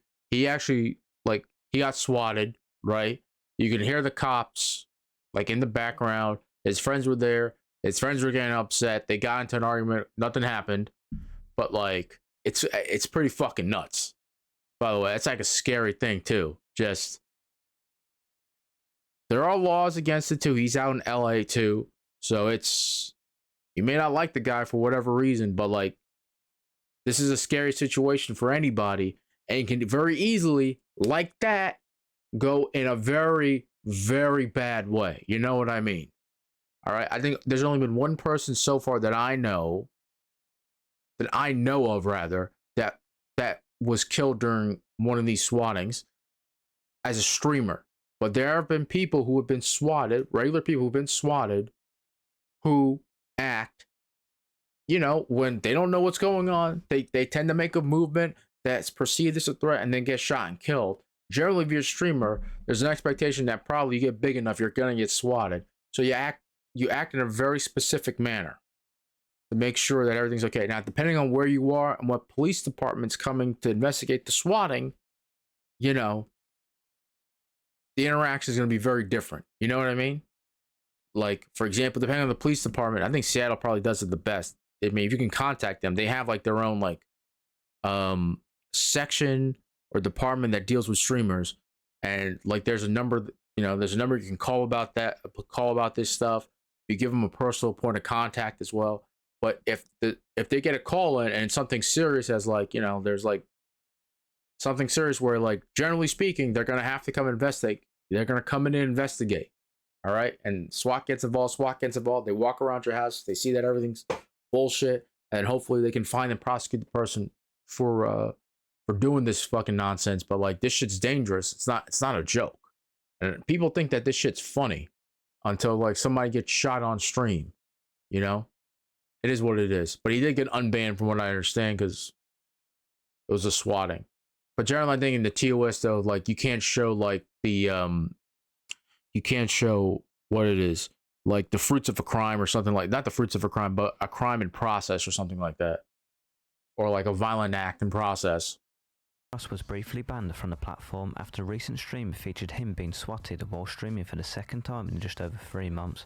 When the stream was live, Ross had more than 200,000 peak viewers during the swat. Following the incident, clips quickly began to circulate on the platform about the situation. Aiden did confirm on Twitter that he was banned for being swatted, but deleted the tweet right after. As of now, Aiden is unbanned on Twitch. Here is one of the clips when he got swatted. Aiden Ross briefly banned on Twitch after being swatted. I'm left. Shine and Celery left. Wow. Tell him not to come back. If you guys are watching, don't come back, bro. I want to call Jet again. I don't want to reach anything. I'm like, all right. Just gotta be really careful. Okay, but he's on with LAPD right now. I hear it. Get on the ground. All right, bro. Yeah, they're talking to Will Man.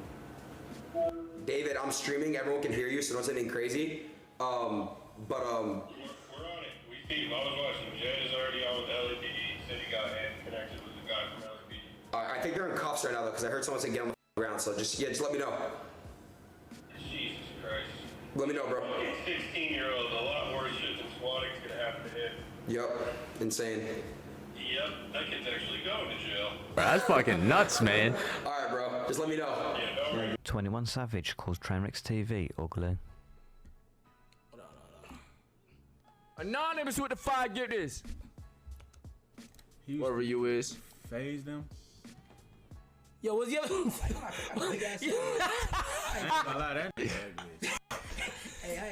Kai over in the great state of Texas. Alinity claims her dummy mommy vibes keep stalkers away. Because if this is the same case for you, then I think it's my personality. I think like maybe I give like a little I gotta make sure no one actually banned. I give people like dummy mommy vibes, and people are like scared of Okay. me. So like the There's kind of Destiny. male attention. I think he's done this before for 2018 Ragnarok. It's a good cosplay, man. What he needs to do is he needs to actually grow the beard. Ah, can he grow the beard though? What up, boys? We back at it. We back at it, and we're looking massive. Honestly, if me and Kratos got in a 1v1, I'd probably two-tap him. It ain't a joke, bro. Give him a little two-piece to the... Ragnarok is good, by the way. The story is excellent, and it's beautiful. It's gonna make it. It's gonna make you feel emotions. Let me tell you. I met the neighbors today. They were also neighborly, dude. They came over. He's going eastbound on the westbound. They were all. Oh my god! Oh my god! Oh my god! Oh my god! Oh my god! Now he's going to turn around. And Bro, what the fuck? This is Texas, man. Yeah, he's driving off the highway. Who's that? In his exit here. Okay. Who's Now that? I see a woman just get out of the vehicle. She's running out. Looks like she's getting. Oh, the old switcheroo. Oh my god, a dog! Oh my god, a dog! It looks like Romeo. Oh my god, get the dog. Please get the dog. Please get the dog. Pick up. No, no, no, get the dog, get the dog, get the dog. Police are watching this as well. They know what's taking place. Okay, so we just saw these people. Hoichu visits their pet store website. What is this? Hamster? Who the freaking care of a hamster? Only hamster.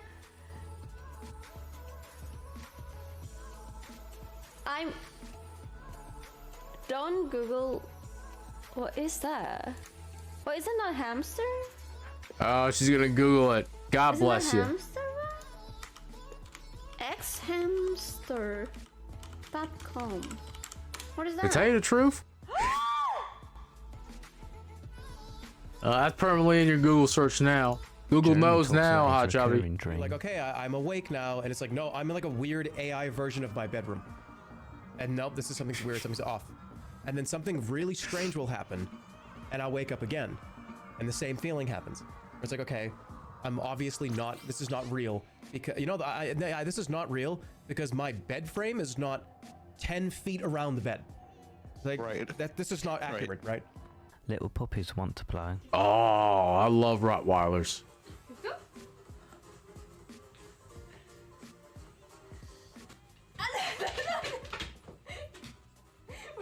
Look at him. Look at him. Rottweilers are great family dogs.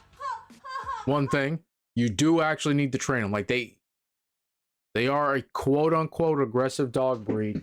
So you do need to socialize them. You do need to train them very well, especially around other people and dogs. Okay. You don't want an incident where a fucking Rottweiler bites a little kid. That's a fucking shit show. And I think in almost every city you would have to put the dog down at that point. But like, you do need to like socialize them and train them. But they are great. They're great dogs. They're absolutely great dogs. But like with like a lot of the larger dogs and like more quote unquote aggressive breeds, you do need to properly train them. And socializing them is very important. You have to be able to act accordingly around like different people. Take them out for walks. Take them out to dog parks. Interact with them, with other dogs, things like that. You don't want like, you know, one of those situations. You know what I mean? They have to be able to act accordingly.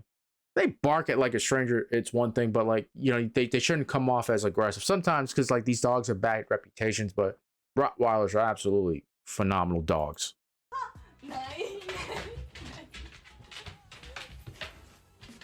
I need to get a dog, man. I want a dog.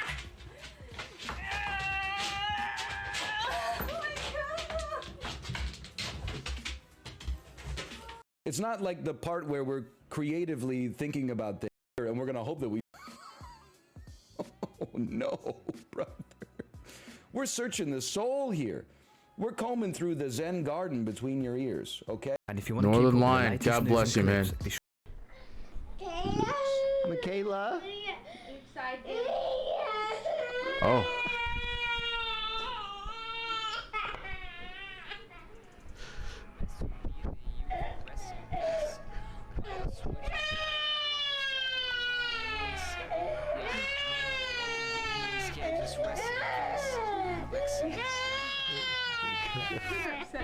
Rest in peace. She's upset. The baby is crying. Okay. More the Den Nerds. Yeah, I've been hearing a lot of things. I don't want to spoil myself for that. I want to see a trailer first.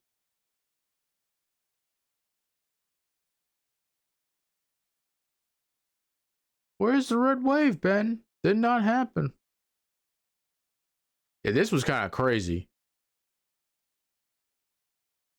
Oh, I can't believe EDP's back, man. If you don't know who that is, don't worry about it. I think I remember watching this video by Solari. Yeah, but the title is very much correct. I don't know who the fuck that is. Papa got on now, Evan Card. There's so many like social media people, man. It's hard to like catch up. You know what? Fuck it. I wanted to watch this video on stream, but when it came, it was 2 days ago. It was like barely at like 1,000, but it's at 166K. So Angry Joe Army, forgive me. I think that Joe wouldn't mind if I watch a video now that 166K views. I'll link it though in chat.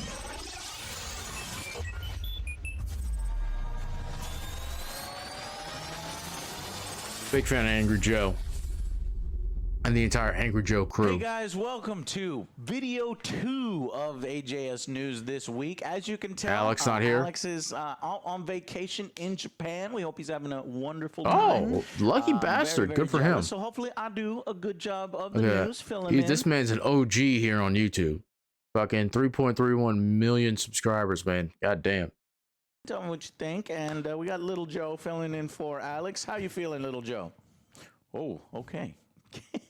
Always the angry man, is he? Little Joe is always the angriest guy, man. He's even angrier than Big Joe here.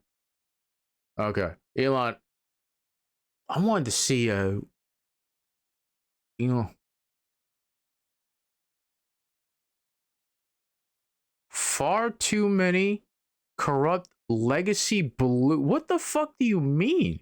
Legacy Blue verification check marks exist, so no choice but to remove Legacy Blue in coming months. On Twitter. This man's becoming a supervillain. Like, okay. I said no because I don't really see a lot of bots, scams, or spam. It's only when I do like go into deep Twitter, go into the go into the hole that is Twitter that I see all that stuff, especially the crypto stuff. Okay. Do you still have a job, y'all? That's quite 23 hours ago. Yeah, guess you do see how long that lasts.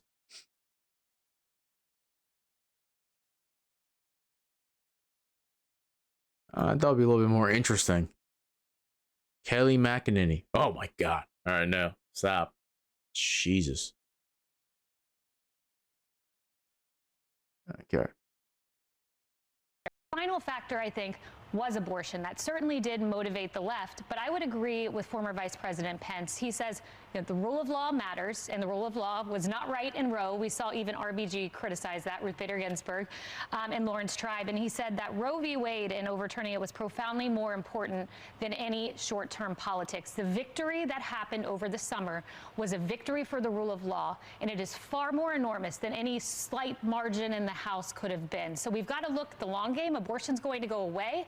We've got to be smart. Let's not have infighting in our party. I would like to see us get back to Reagan's 11th commandment. Thou shalt not attack a fellow Republican. We are all on the same team. We've got to be on the same team going to Georgia. Would love to see DeSantis. Abortion's going to go away, she says. Yeah, sure.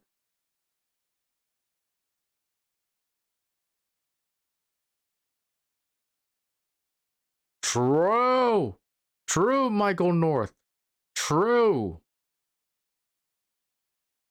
Yes. Abortion is not going away. Next up, Texas and Florida, folks. Why do you think Ron DeSantis has never talked about floating a statewide ban? I mean, like an actual permanent ban, not like after 5 weeks, 15 weeks, whatever the case is.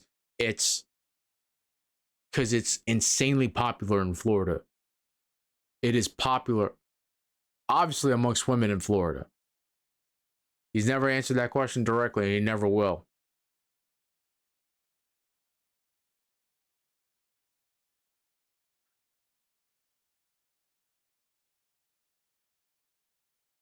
Oh my God, this is fucking crazy.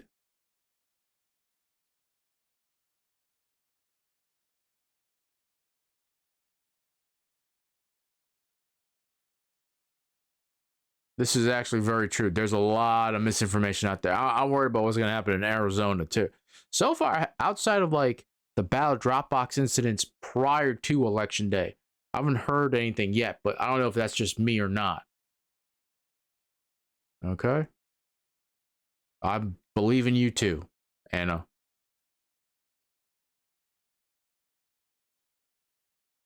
Okay. Will not succeed on a. Do you know the weird thing is too? I remember when Biden came down. I forgot what the hurricane was down. It was earlier this year to see to check on Florida, and man, he was like towering over DeSantis. DeSantis.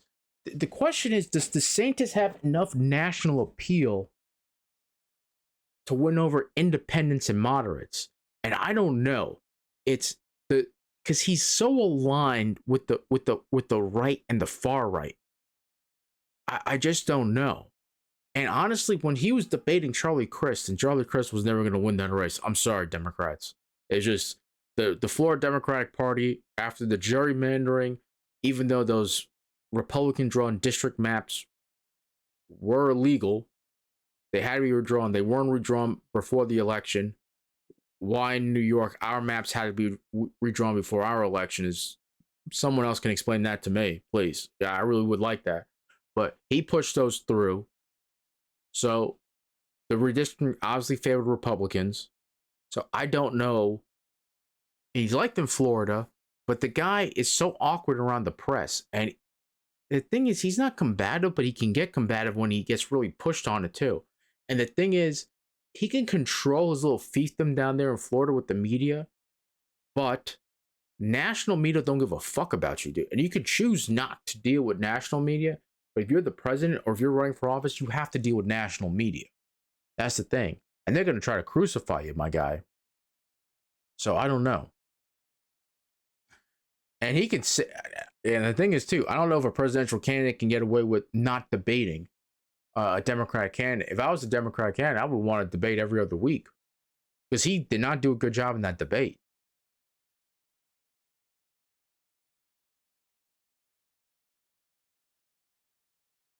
Yeah, that's not gonna work. I mean, I don't know. He might just try to bow out, but like, that's the thing.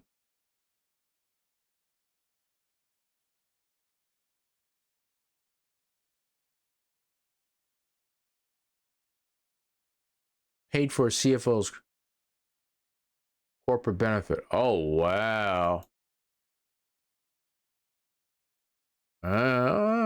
Works for the Daily Beast.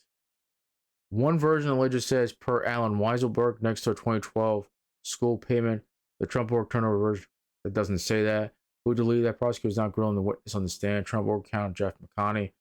Up next, a spreadsheet showing full-time Trump org employees got paid as independent contractors on the side. Oh, ooh. Alan Weisberg made an extra $300K his way in 2015. Oh my God. Including $75K for work at Wallman Rink and $50K at Mar-a-Lago. Prosecutor points out this makes no sense. McConney says his boss probably got paid this way at Mar-a-Lago, for instance, because he did some insurance-related work there. It's not part of the CFO's regular job. After much prodding, McConney finally relents. Where is it? Yes, it would be normal. Be his normal. He grumbles. Prosecutors establish how this is illegal. McConney testimony. Trump org top lawyer Jason Greenblatt no longer wanted to get paid as an independent contractor because this game could kill his law license. Yes, it can. Greenblatt later became President Trump's special envoy to the Middle East. Greenblatt, rather. Oh my God. Yeah. I'll go ahead and link the tweet here, so you guys can look at the full thread.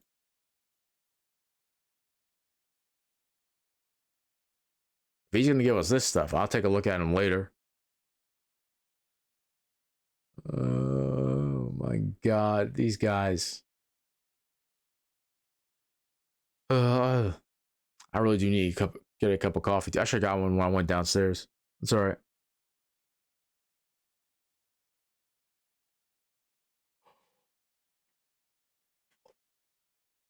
Colorado OA? Yo, that margin is tightening in the house.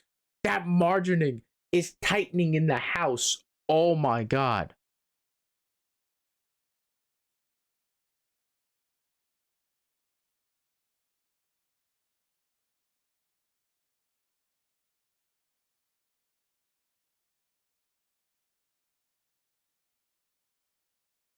Colorado going blue.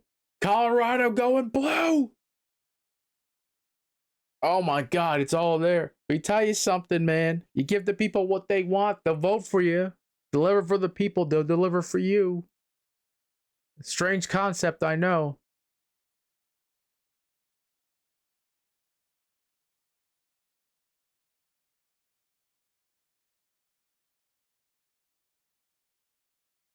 Fix policy later, fix crazy now. I mean,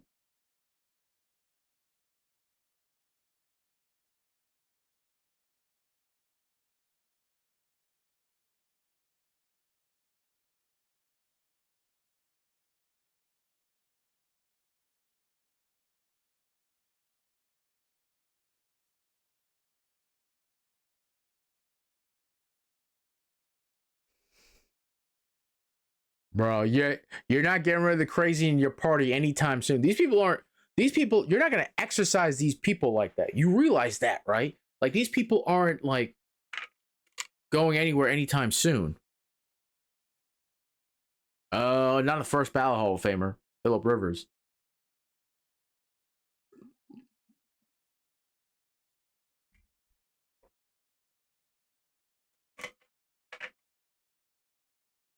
Now it's on Democrats now. If they can close the gap in the House and make it so close where I still think Republicans going to take control of the House, but I really feel it's going to be like a 3-seat majority. You can perceivably, as Democrats, put in a Republican speaker that's not going to use the debt ceiling, because isn't it Newhouse? He's the last like pro-impeachment Republican, but he's leaving though. He's going to finish up his term and leave. You might as well prop him up as speaker and be like, listen, just play ball with us. We'll make sure that you're fucking taken care of, and then just sign off on a couple of these bills and just don't use the debt ceiling as a fucking nuclear option. Oh my God, it's happening, folks. It's fucking happening. Have the hopium. Believe in the hopium. Holy shit, we're overperforming in all these districts. Have the hopium. Believe. These people, man. They're not, and the thing is too, they think that in 2 years they can fix this. They can't. They can't. Donald Trump got a taste of the fucking sweet pie that is political power in this country. Okay? He is not going anywhere anytime soon. The party's going to try to exercise him, but the base, he has the base by the balls. And they're not going anywhere too. Some of them may be in Georgia, but like, they're going to split the ticket. I really think he's going to run as an independent if he doesn't get the nomination. The base love him.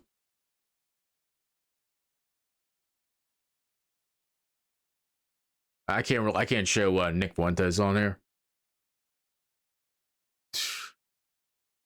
Nick Fuentes is a fucking nutbag. All right. He's just a man too. She doesn't want to say his name. She doesn't want to say his name. Former press secretary for the man. She doesn't want to say his name.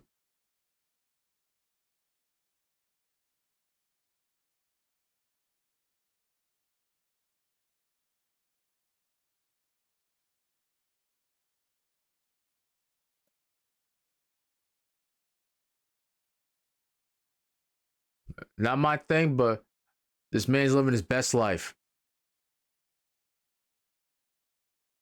Godspeed, my friend. Be you. If you're happy, I'm happy for you. Oh, good.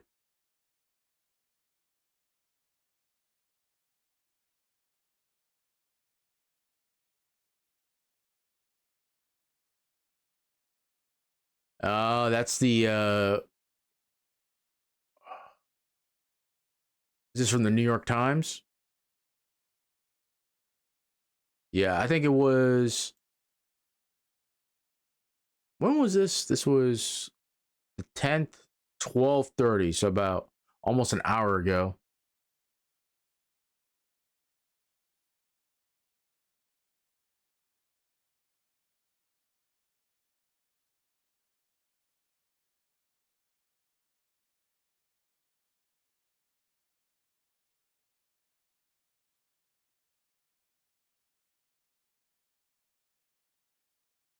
Each has about 1,000K. Pueblo is overwhelmingly blue, and Frisch has been doing already a pretty good job there.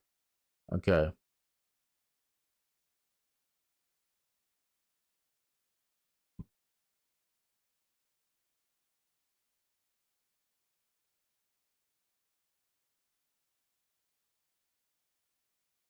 Dude, this is crazy, man. But we're like overperforming in those districts too. Like, there's a narrow. Imagine if we keep the House, even if it's like a 2-3 vote, like slim majority. That is nuts.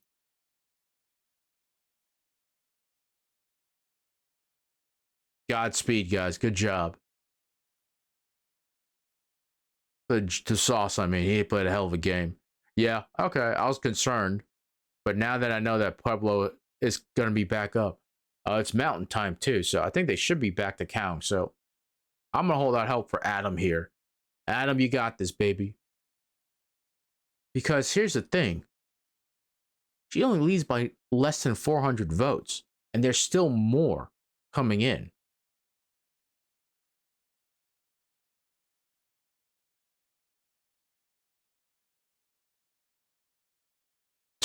Okay. Fair enough.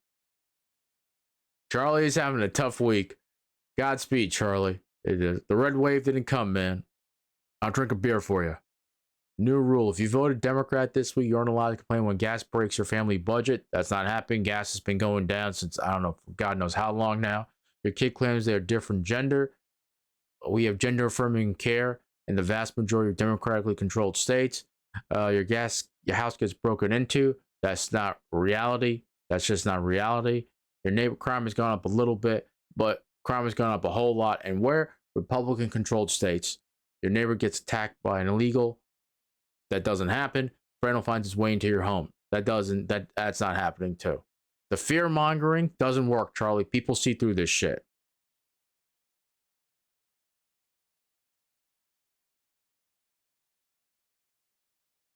Oh my god. Donnie, I gotta hold on. Yeah.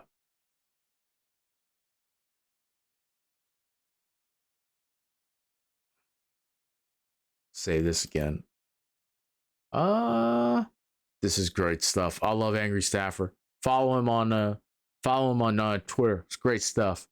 He's gonna lose his shit, dude. The Murdochs are coming for him, dude. By the way, Rupert Murdoch and the other Murdochs are not fans of Donald Trump.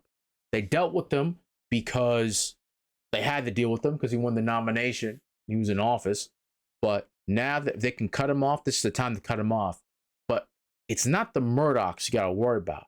The question is the base going to cut him off? And I remember TYT was down in Florida and they were interviewing people all over the place, especially down in Miami. And they were saying if it came down to Trump or DeSantis for the nomination, they would still vote for Trump. These are people down in Miami, down in Florida. I think the base would still vote for Trump overwhelmingly when the leadership, right? The leadership wants DeSantis or even Brian Kemp. Kemp performed very well in Georgia. So that's just the thing too. But the question comes, I think Kemp probably has more national appeal than like DeSantis. If you say, oh, DeSantis, look at Florida, we're gonna make the entire country like Florida. But like, I don't think, but Ron DeSantis really like took over Florida when he got the Trump endorsement, and then he started leaning more and more into like the far right in the Republican Party. So the people who really stand like Ron DeSantis are the people who stand Donald Trump. So, and DeSantis would not be, and some people are saying, oh, he would be the vice president. No, he wouldn't be. He wouldn't. And Donald Trump wouldn't want Ron DeSantis as the vice president.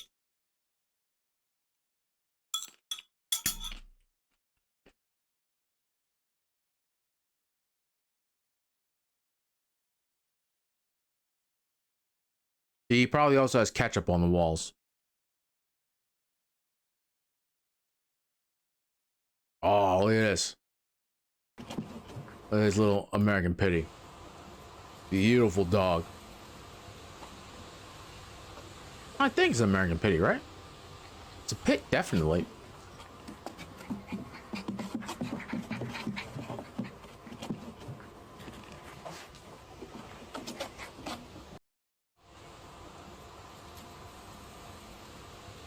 All right, I give it a like.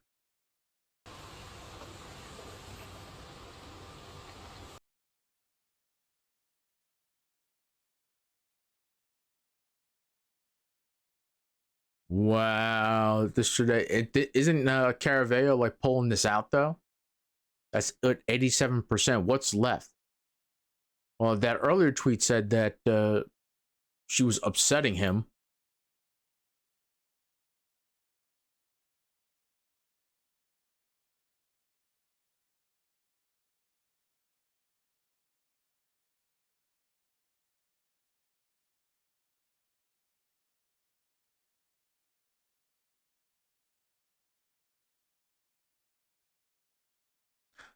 People say that too, but Colorado has been trending bluer, and it really depends. Can this person deliver for the people of Colorado in that district? And here's the thing. Yeah, this is what I thought too. This is the new 8th congressional district. This is when the lines were redrawn. I don't think so. This is a new congressional district. That redistricting, man, that plays such, oh man, this is getting so much play.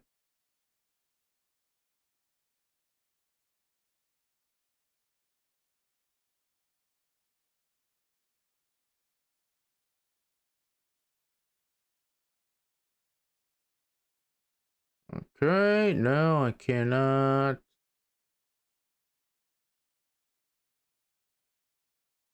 Oh my god, yeah.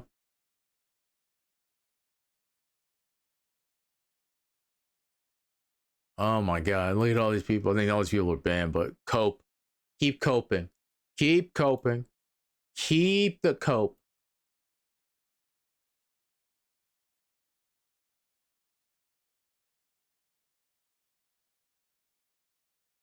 Yep. Keep coping. I'm gonna get a mug that says conservative tears after this. I gotta find a mug.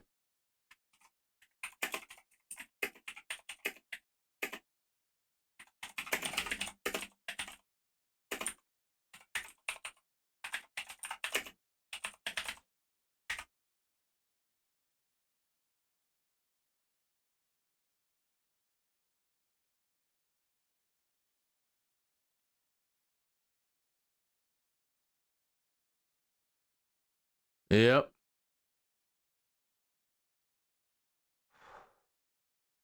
I mean, young people delivered. Thank you, young people, for delivering for us, man. You guys, you were a literal wall of votes. Young people were.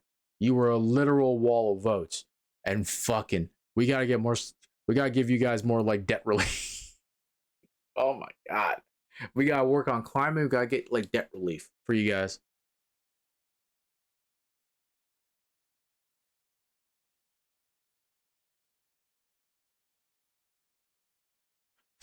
%50 subscription based?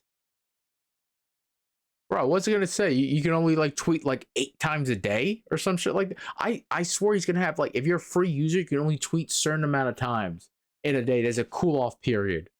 I guarantee he's gonna do that. Elon Musk, please don't do that. That's bad for business. Please don't do that.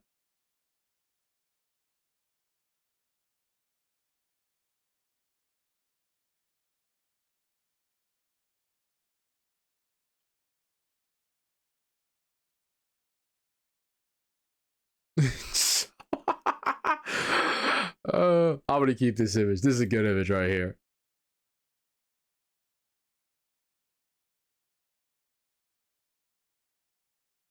Oh yeah.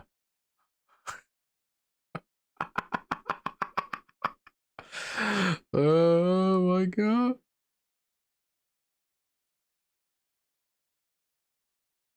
The guy's like, I don't know, man. He's just.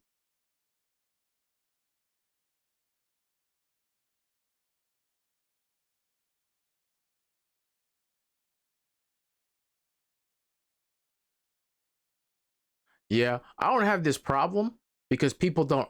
I'm small enough to where people aren't like adding me. But if I'm like David Pac-Man, I'm getting added at all the time because I'm like, you know, a well-known like political figure on like YouTube, you know, and on streaming and doing like political videos.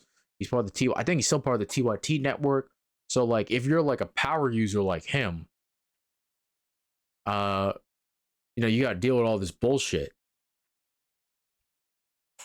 Bro, I'm telling you, advertisers are gonna leave Twitter. Like this is like a fucking meltdown, dude. He didn't have to do anything. That's the thing. He didn't have to do like anything at all. He could just like slowly made the changes, but he fired up a whole bunch of people. He doesn't know what he's doing. He didn't have to do anything. He could just like waited, man. Just wait like a year or two and figure some things out, and then move forward the changes that you want to do. Just do it like slowly. But it's like, I'm just gonna blow everything up, figuratively, of course, and just everything's gonna be fine. Everything's gonna be fine. Like that doesn't work in business, man. I'm sorry. Like having a measured approach of business, blowing stuff up only works if you have a plan to fix what you just destroyed. Okay? It's just, I don't know. This is like so silly, but like people are like want to use the platform.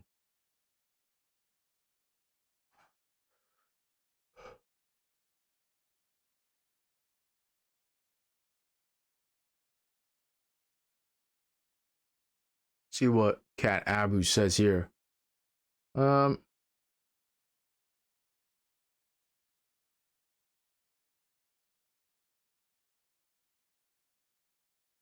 Hilarious. So easy to get an invite.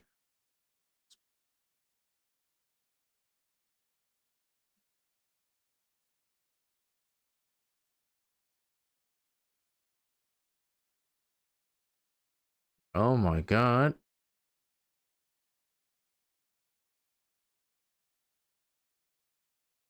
From the Trump family. Only they knew. This is hilarious.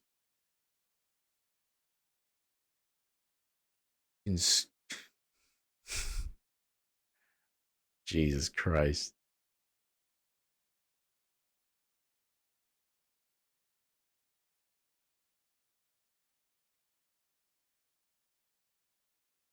Oh gosh.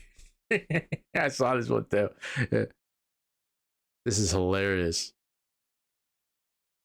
Bro, this is fucking nuts, man. These motherfuckers, dude. What's happening right now? Oh my God.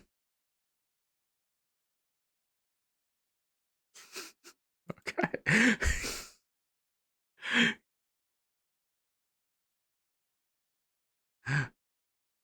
Is this? Oh my God. Look at all this fucking fake. Yo, this is all crazy, dude. Look at all this fake shit. And there's gonna be some people. The thing is too, if reasonable people, if they like look at something, because when you're scrolling through Twitter, right? Like it's my phone here. Right? I'm scrolling through Twitter. Sometimes, like, I'm just scrolling through shit just because I can. Like I'm bored, I'm just scrolling through stuff. And like you see something, oh, okay. Oh, I can't believe this guy said it. But then you're like, and most people will just move on. But because like I use it more often now because I'm streaming now, I might just like go back and be like, wait, did that person? And I look at the account. That can't be the right account. And then I'll be like, oh, okay, then I'll look up the actual account if I can remember like the @ It's crazy. It's so crazy.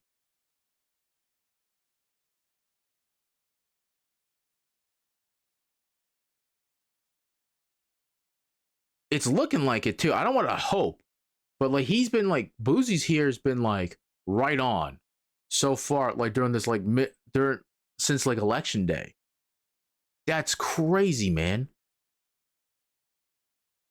Could you imagine having like that narrow of a lead and like they hold on to the House?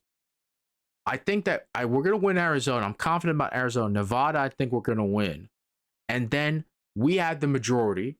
Because then we would have 50 seats, and then we would have 52 seats at that point, because we're gonna win Georgia too. But just because we're gonna win Arizona, and just because we're gonna win fucking Nevada, that's not an excuse not to vote if you're in Georgia. Put Raphael Warnock in. He's a better candidate. He's a better candidate. He's from Georgia. He's a holy man. He's a religious man. He's a good guy, and he's got good policies. Vote Warnock. Vote Warnock. Vote Warnock. Vote Warnock. I don't care. Vote. All right? We're not over yet. Okay? Vote. And if you can, go help. Go donate to Act Blue. Go donate directly to Warnock's campaign. They're raising a ton of money. And if you can get to Georgia, get to Georgia. Knock on doors. Canvas. Text Bank. Whatever the other rules are for in Georgia for allowing to canvas. Do not. Raphael Warnock can win and will win that race, but only if we all do the work. Okay? That's all I'm saying. That's all I'm saying. Fucking New York, dude. Fucking New York. I'm sorry. This is Kathy Hochul. You better get your shit together in New York now that you're the governor. You have a full term as governor now. Leadership in the party in New York does have to change. You need to, whatever Andrew Cuomo did, you got to unravel that shit and bring all the New York Democrats together. I don't want to see this crazy shit ever happen again in New York of all places. Look how close we have overperformed. This is not an excuse to get lazy in New York. I expect all my New York Democrats, telling Hochul, bring Albany together, bring the New York Democrats together, and the people in charge like Maloney should never be able to seek office ever again for the bullshit stunts he pulled. Out of your fucking mind. He went into a safer district and he still lost. He fucked over Mondaire Jones for no reason.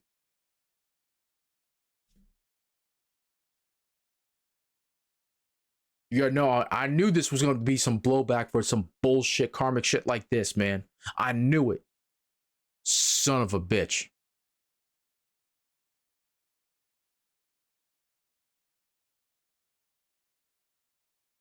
Without either party having, significant control of either house, we don't know who's going to control the Senate at this point. And then the Democrat in the White House, it looks like this could be a recipe for gridlock for 2 years.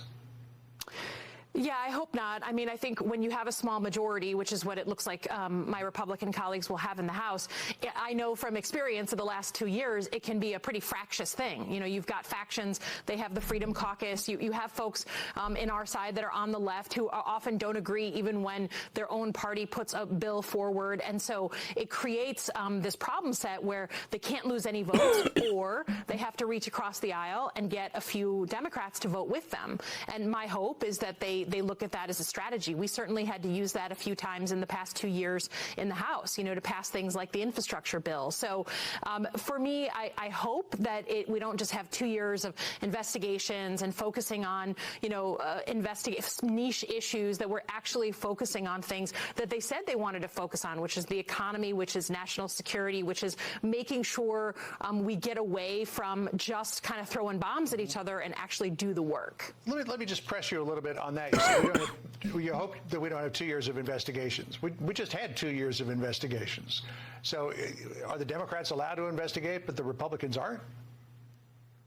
No, but I would offer that an investigation of an armed insurrection of the U.S. Capitol is far different than investigating the son of our president, who the FBI has had many, many years to look into if they had saw fit. I think comparing those two is a little bit of a reach, to be honest. And so I think it was a good thing that our country investigated on a bipartisan basis the January 6th insurrection.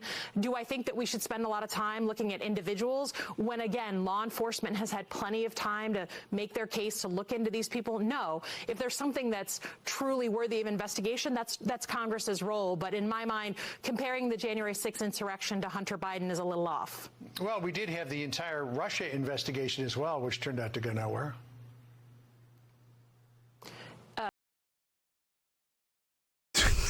Clear cut off. The Russia investigation went somewhere. Russia did interfere in the elections. That was true. I mean, I don't know, no one wanted to read the report, but it's true. They want some damning evidence. They wanted Vladimir Putin controlling all the strings. Fucking morons.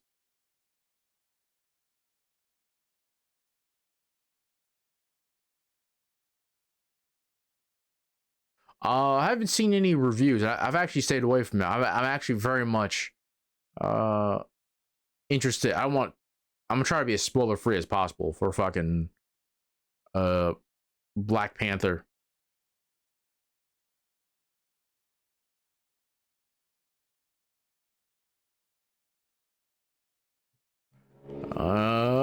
Carrie Lake sucking up to Donald Trump.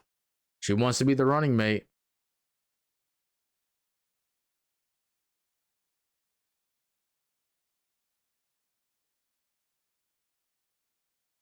Oh, I love this when clip. You think about how Democrat policies are designed to keep women single. But once women get married, they vote Republican.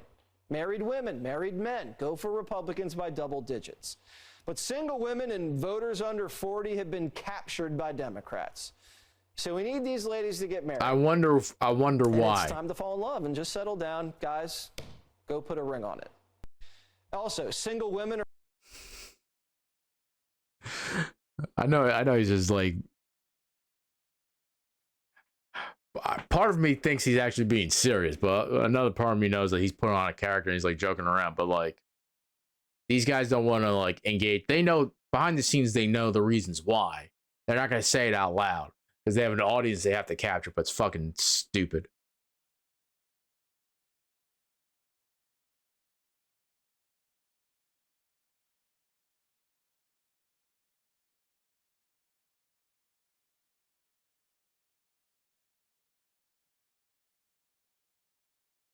That's actually very cool and but frightening at the same time. This is actually Elon Musk.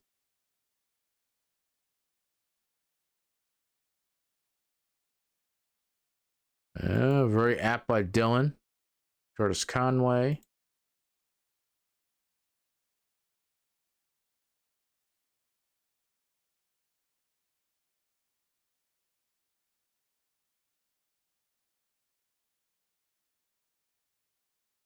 That's from Cat.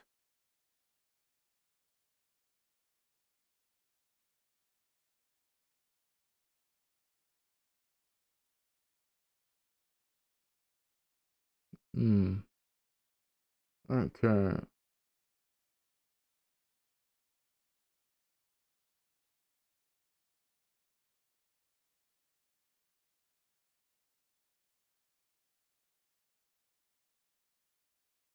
Yeah, Sisolak is a foregone conclusion. He's going to lose this race. He even if like batches come in favorable to him, the lead that his Republican opponent has is far greater.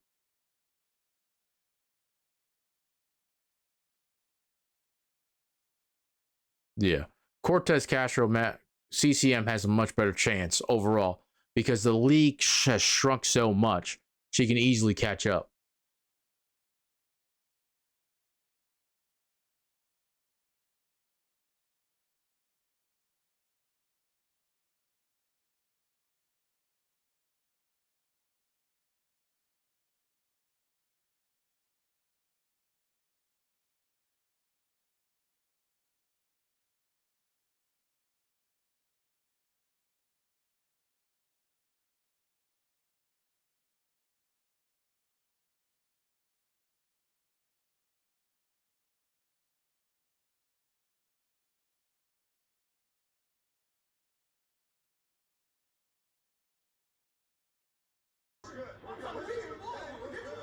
Bro, it is falling apart in Arizona, man. Routine plays, get in tempo and go. Y'all good? Just settle the fuck down. They cannot stop us. But we gotta fucking settle down Georgia. Alright? We got it.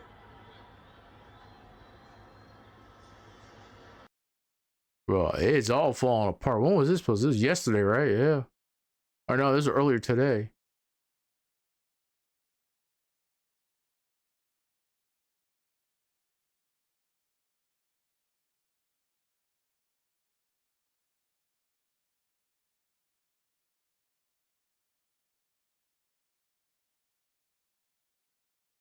Yeah, I was looking for. Yeah, it wasn't AJ Green. It was fucking. It was Hollywood.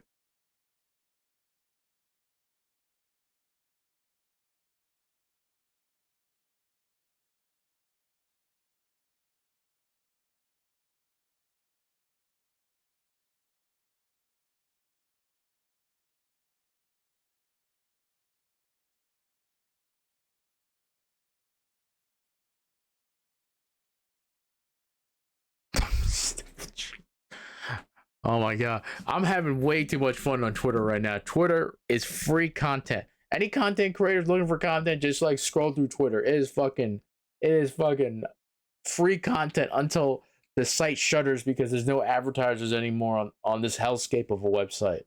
Oh, I really don't want more.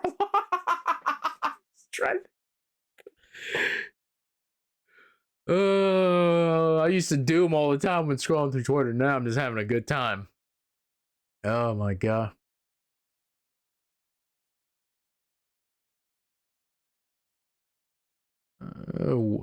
Gretchen Whitmore. Godspeed, lady. You are a fucking amazing woman. Okay. All right.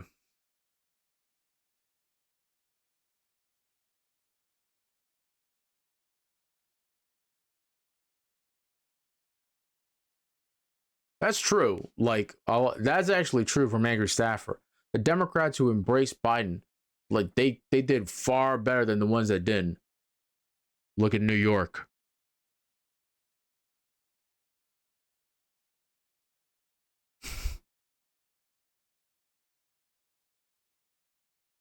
This is actually very apt.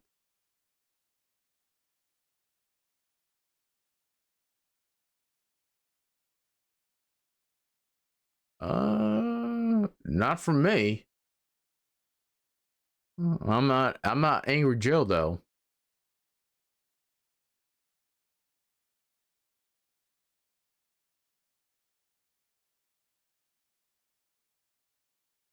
I don't think like him taking away votes from like Republicans like was that significant. I just don't think that Herschel Walker was a good candidate. Man, he just wasn't. He just wasn't. You know, I think that down ticket, Brian Kemp probably helped Herschel Walker being on the same ticket, but in that runoff, it's going to be a stark difference. I don't know if Republicans want to pour that much into like, it depends on what's going to happen in Arizona and Nevada. I think Mark Kelly's going to hold on. I'm confident Mark Kelly, and I think CCM is going to take back that race. So if that's the case, I don't know if Republicans at that point want to spend a whole lot of money going into, because they spent $400 million on Senate races. And it doesn't look like they're going to take control of the Senate. So why are you going to spend even more money on a Senate race and a runoff where they know for a fact that Brian Kemp lifted up Herschel Walker, even though Brian Kemp stayed away from Herschel Walker completely just because they're on the same ticket. But on a sold ticket where it says Warnock and Walker's going to lose a heads-up race like that. Walker will lose in that runoff. Just not a good candidate.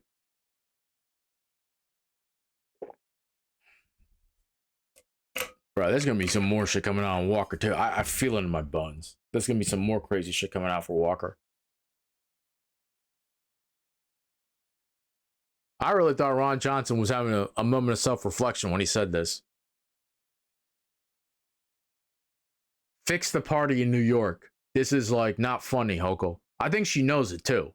Like, those Long Island seats should not have gone red.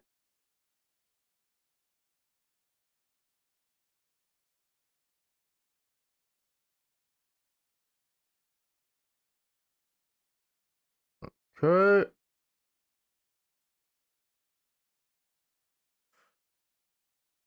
Two or three.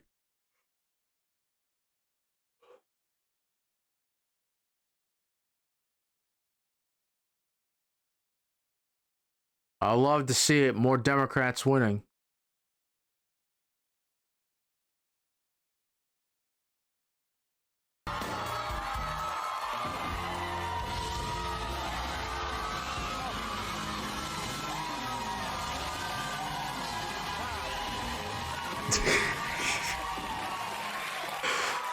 Godspeed, Jason.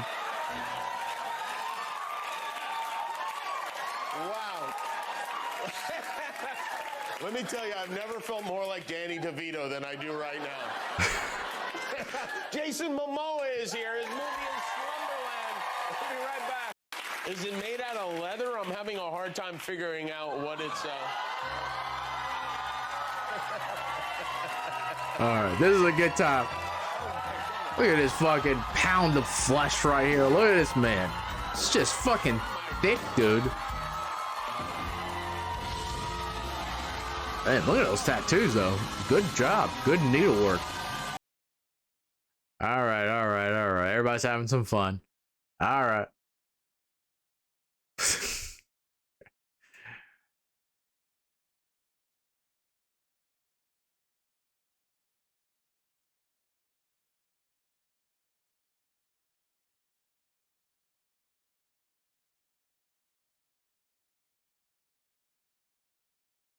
Philadelphia, definitely in Pennsylvania. Ohio's a little bit more complicated. It's only because like it's gotten more conservative because of the loss of jobs there too. Yeah, it's a feeling that like, and like a lot of like union jobs leaving too. Unions used to carry like Ohio quite a bit, and then like Democrats kind of like left it to the wayside. But they're regaining with guys like Fetterman, Tim Ryan too. Tim Ryan's a future like in Ohio. We'll see what happens, but he's like the right guy to run again in some other race there. I don't know, and another Senate race. Just the money coming in was insane for JD Vance. But JD Vance though is He's not going to survive in Congress.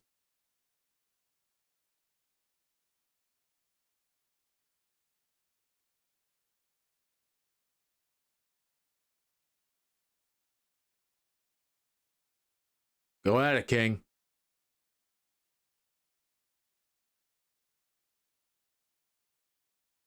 Good luck with that. Good luck with that.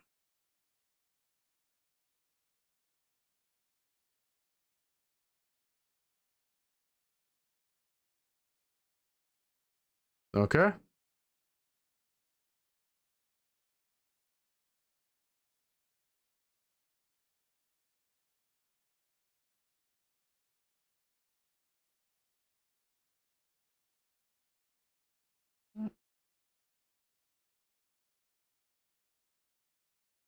Good luck with that. Yeah. Good luck reaching like you voters. It's banning these. I'm gonna be honest with you. Banning these apps is not the way to go. Now, I'm not talking about the youth vote, but in terms of like engaging with like young people into politics and into like your movement, banning these apps isn't the way to go. By the way, if you ban those apps, you're kneecapping the conservative movement. You know, conservatives, there's a lot more conservatives on TikTok than there are like people on my side of the aisle too. We don't gain ground. Liberals and leftists don't gain ground on TikTok.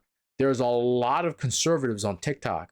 You ban them, you're kneecapping your own movement on an app that reaches billions of people and a whole lot of people in this country. Y'all understand that.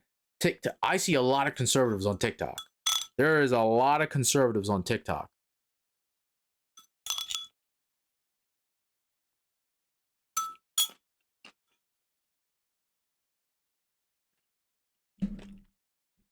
You guys are kneecapping the conservative movement on TikTok, and there's a lot. I'm not just talking about Christian Walker. There's a lot more.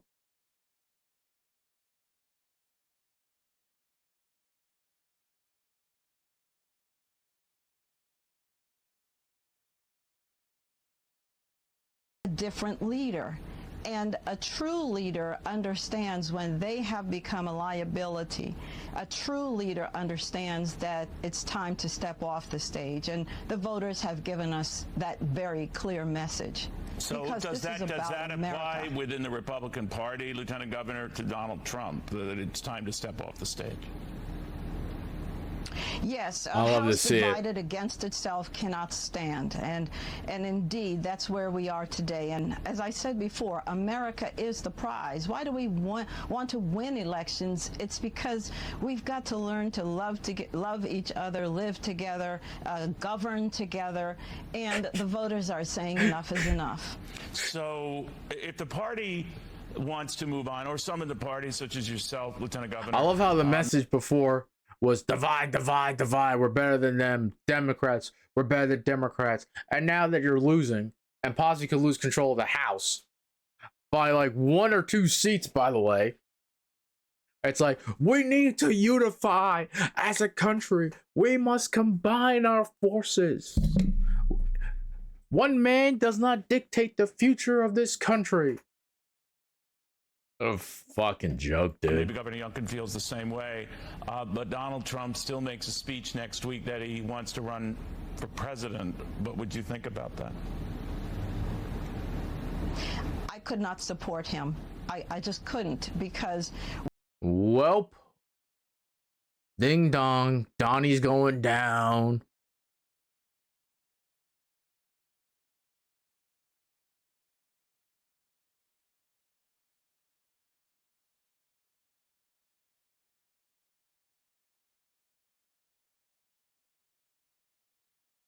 There you go. Yep. Bro, she did God's work there too. In Michigan. Down ticket, man.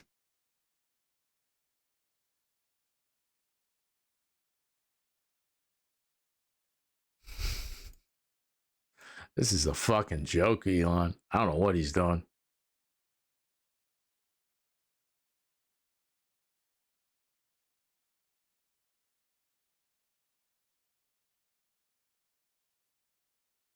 Oh, that's a big loss for the Raiders.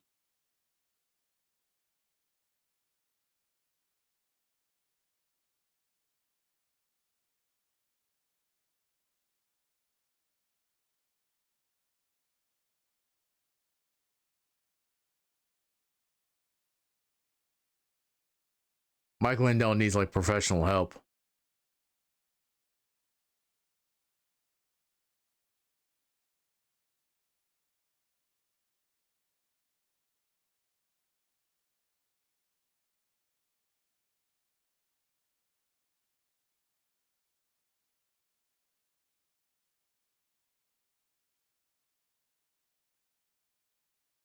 I like this all white with the green, but like I need that Jets logo there and there's 2 stripes on the side there.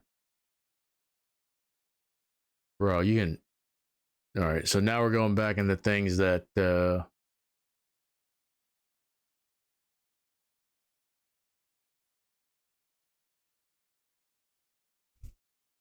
we did it, guys. Jesus, our Lord and Savior, is now officially verified. But yeah, subscribe to Twitter. Not even Jesus gets a pass, man. Elon, what about religious freedom, Elon? What about religious freedom? He had to pay. He died for our sins, Elon.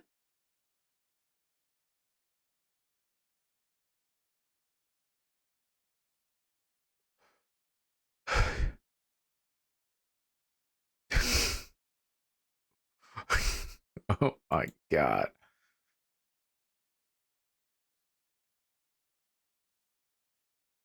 There we go. Pick up Carrasco. When he's on, he's been on. He's been on more often than he's been off. That's the thing. And I think he was still dealing with an injury too throughout the season, but he gutted it out. So, you know, we need starters too. So we'll see what happens.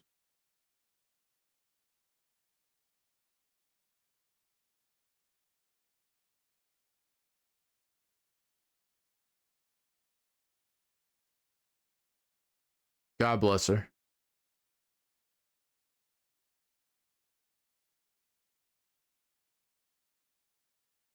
Oh my God. Yes, now. We'll go through the thread here. This has been fucking great, man. Impersonatings of George W. Bush and shit.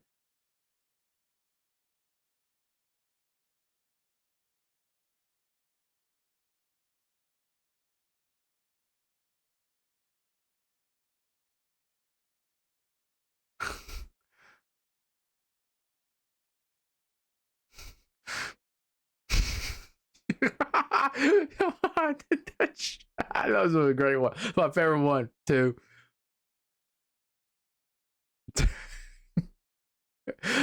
Dave Chappelle. This has been fucking great, dude.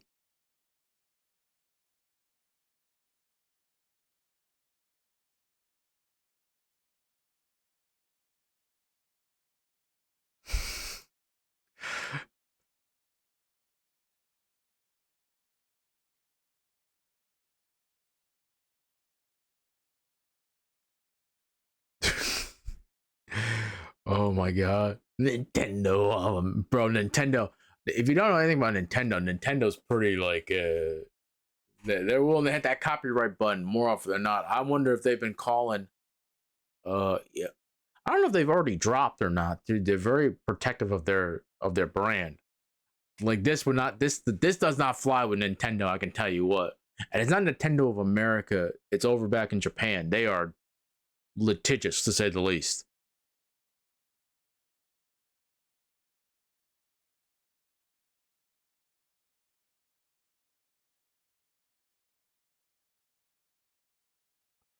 Oh my God. Twitter itself, yeah, which is kind of crazy.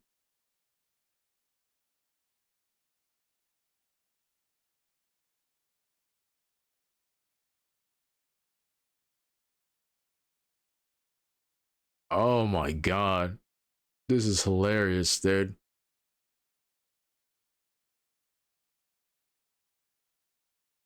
Oh shit. Give this a like.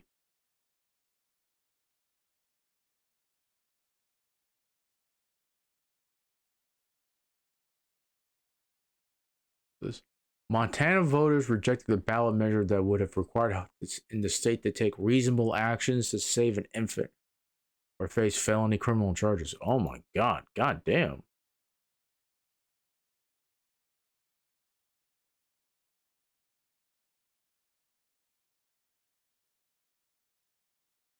Yeah, that actually, yeah. Kyle, this is a big L. This actually explains a lot better. I was confused by this wording. Not a good.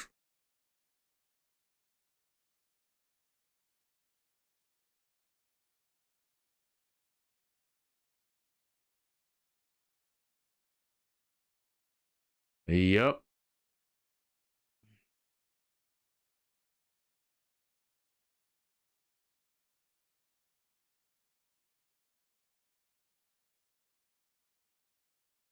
I'm not a big fan of sometimes how they word these like ballot measures on bills. It's very deceiving. And honestly, there needs to be like a law about like specifically the word. You can't have like a certain type of word, or it has to be like a plain statement of what you actually expect. Like a yes shouldn't mean a no, and a no shouldn't mean a yes. You know what I mean? It gets confusing for people.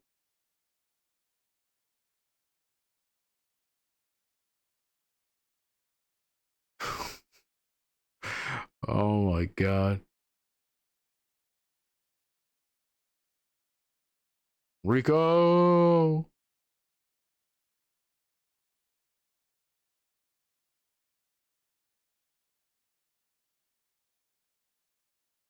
Okay.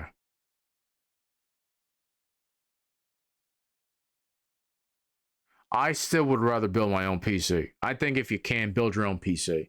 But if it really scares you to build your own PC, you're afraid about screwing up. Listen, you screwing up is you apply too much thermal paste. Just just have some alcohol wipes with you. You can easily clean it up. That's all. All right. Don't be afraid. There are so many build guides. That's all I did. I watched like 5 or 6 build guides, and it's out there. You just have to literally Google it, and it's all on YouTube. That's all you have to do.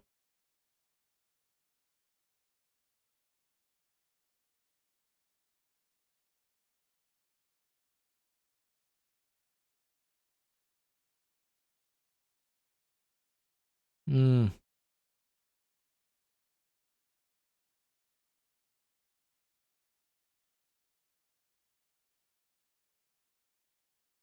was 31 minutes ago.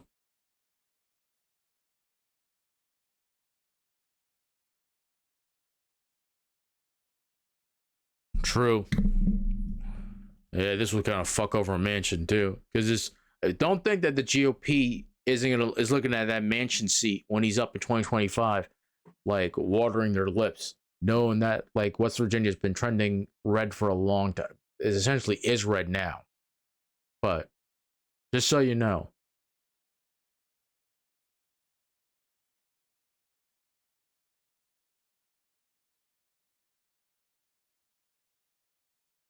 Oh my god, no, I do not want to look at Margaret Taylor Greene.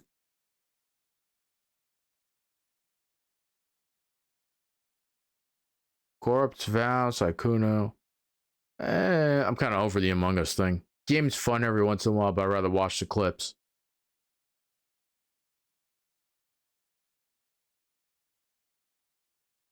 Red wave last night. While this is a pretty surprising development to most people, including us here at the desk, just imagine being a viewer of Fox News today after weeks of being promised one. Be an analyst for a second. Does it feel like a red wave? It feels like a red wave, Brian. You know, your predictions of a red wave are accurate. Somebody made a surfboard and said the red wave is coming. Red wave rising. That red wave that I'm convinced is coming. The reports I'm seeing show a big red wave coming. Sleepy Joe just guaranteed a red wave in Pennsylvania. There's a lot of energy on the ground. You probably hear the rally in the background right now. We think we're going to have a big red wave in Michigan. Wow. Democrats are bracing for the worst case scenario, a red tsunami. We are officially on a red tsunami watch. Sean, we're going to see a red tsunami. Red tsunami grows. That means red tsunami. We're not just going to see a red wave. We're going to see a red tsunami. Poverty, joblessness, critical race theory, crazy gender ideology in our schools. We are going to see a red tsunami. And lastly, your prediction for tonight. I think we're going to have a red wave. I think it's going to be maybe bigger than anyone thought. On Tuesday, we will be part of a big red wave that says enough is enough. Up next, Elon Musk ready to ride the big red wave. Elon Musk tweeted massive red wave. Massive red wave. Massive red wave. Massive red wave. You're about to see a red wave that makes day after tomorrow look like nothing. That's going to be responsible for the red wave. I think the red wave that's coming is going to be like the elevator doors opening up in The Shining. Rogan said that the red wave is going to look like the elevator doors opening and the blood pouring out of the elevator in The Shining. Like the elevator doors opening up in The Shining. That is correct, except it's not going to be an elevator. It's going to look more like Deep Impact, the tsunami at the end, but colored red. Remember that Taya Leone Deep Impact disaster movie? That's the red wave tsunami that'll come ashore. It's going to be a brutal week for the Democrats beginning on Tuesday. And frankly, I've already DVR'd CNN and MSNBC for election night, not because I'm going to watch, but just because I want to enjoy the tears post-red tsunami. What happened to the red wave, Congresswoman?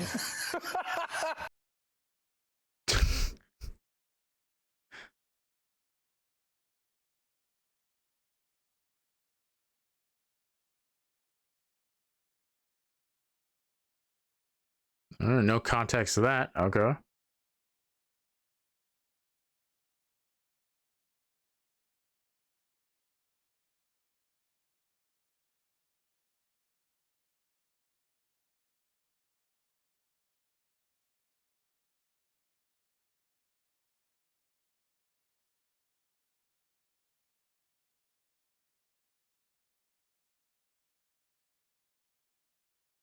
God damn.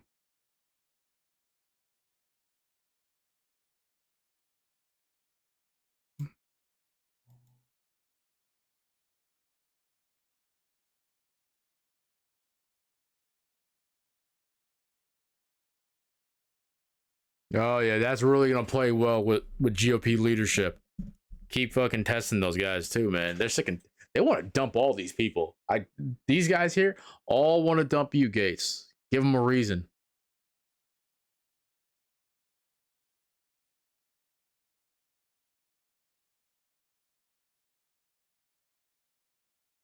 The cookies back. Curtis, let's go pick up too.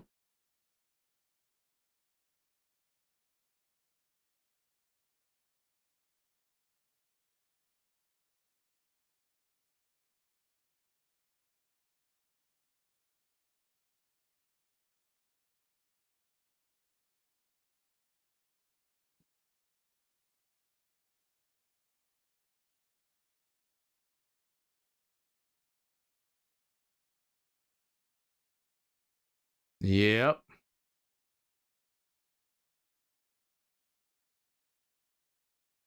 They didn't turn red, but they took some significant seats in the House, though, which, you know, unironically enough, it would have helped. It would have, if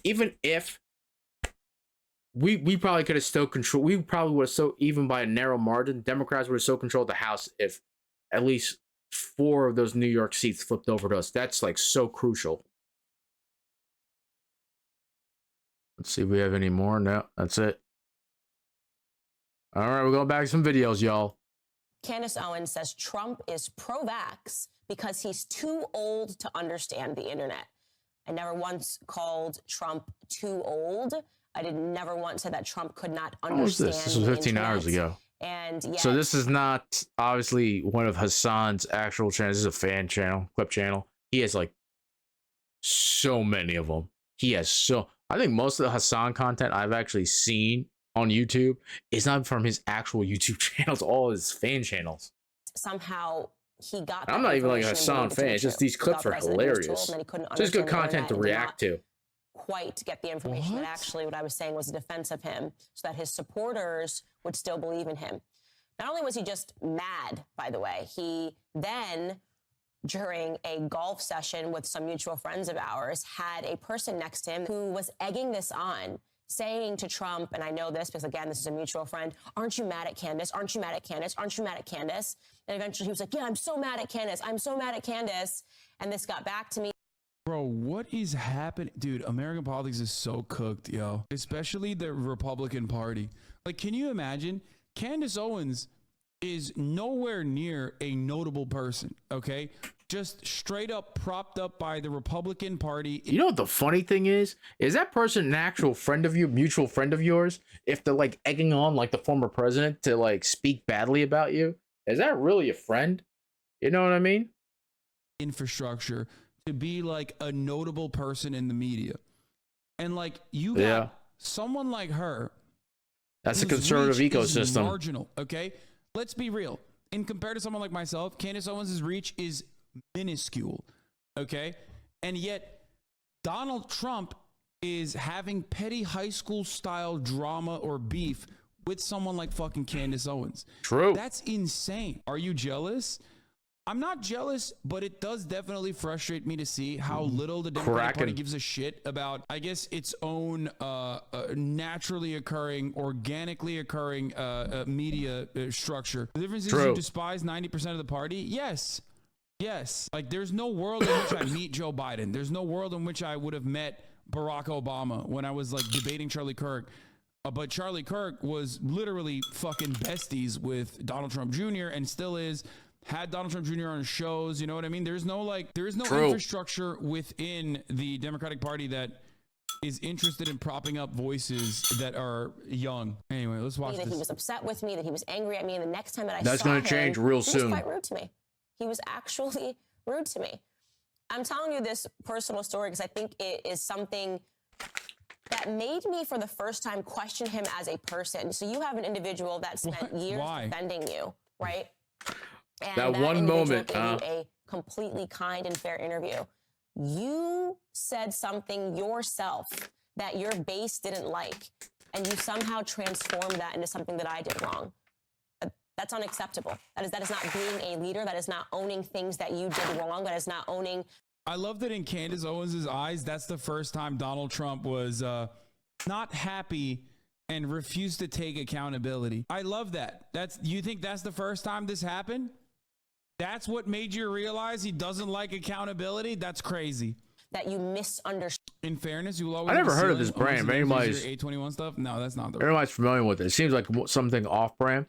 But I think my dad like dropped this off. Like at work, he gets like a bunch of different stuff, and he doesn't eat that stuff because he's a diabetic, can't eat a bunch of this stuff. But he'll just like, come over and be like, "Hey, you want to try some of this stuff I got free at work?" Yeah, sure. And so he dropped this off because he knows I got peanuts too. I'm a big peanut guy, so I honestly shouldn't be eating this myself. But like, you know, he definitely can't eat it.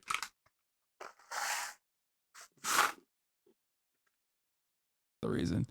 No, my friend, the ceiling is my relentless criticism of the Democratic Party and also my political worldview, which is antithetical to the opinions of the overwhelming majority of the Democratic Party. There is no such distinction between independent content creators on the right versus the Republican Party as a whole. Their ideological project revolves around upholding capitalism, okay? Same with the liberals. Understood something about your base. That's not growing. That's not developing.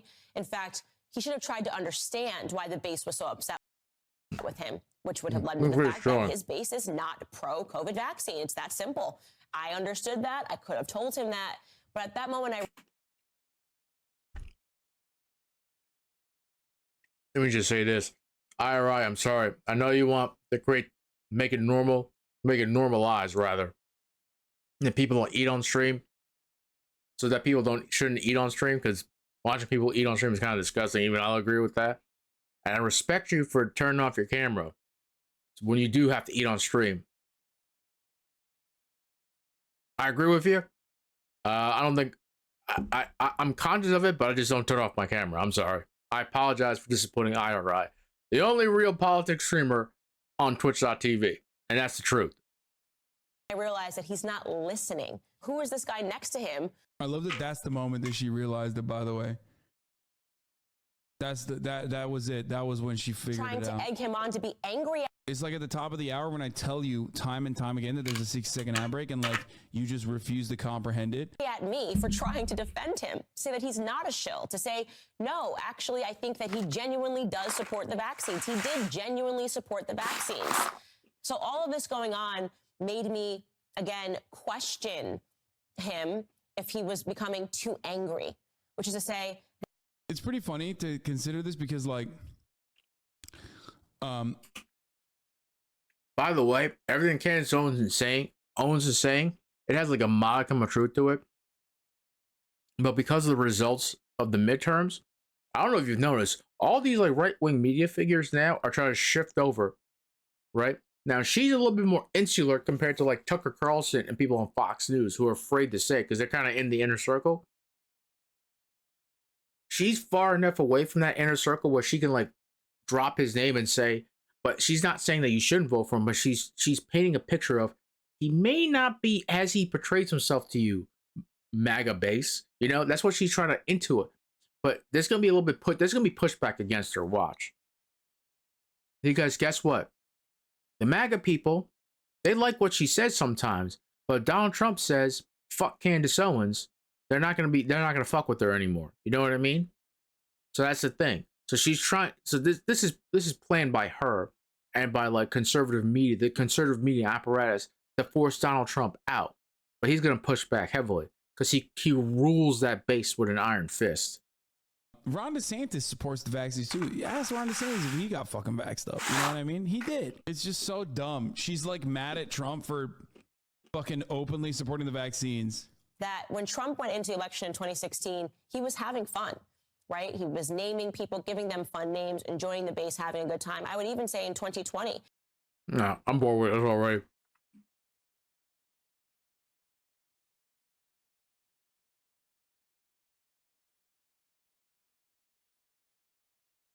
Oh, yeah.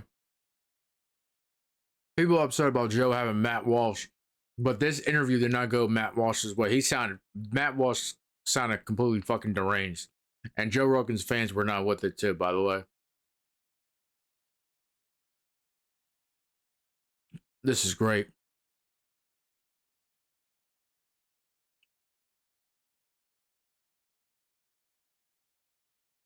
I wouldn't say they ruined their chances. It would have been very clear cut that they would have held on if New York didn't fuck up. I take some personal responsibility with that. I was warning a lot of people too, but like not a lot of people just didn't want to fucking listen. I did create a custom singer transition, but thank you, Michael. This guy's been great too, man. He pumps out a lot of videos.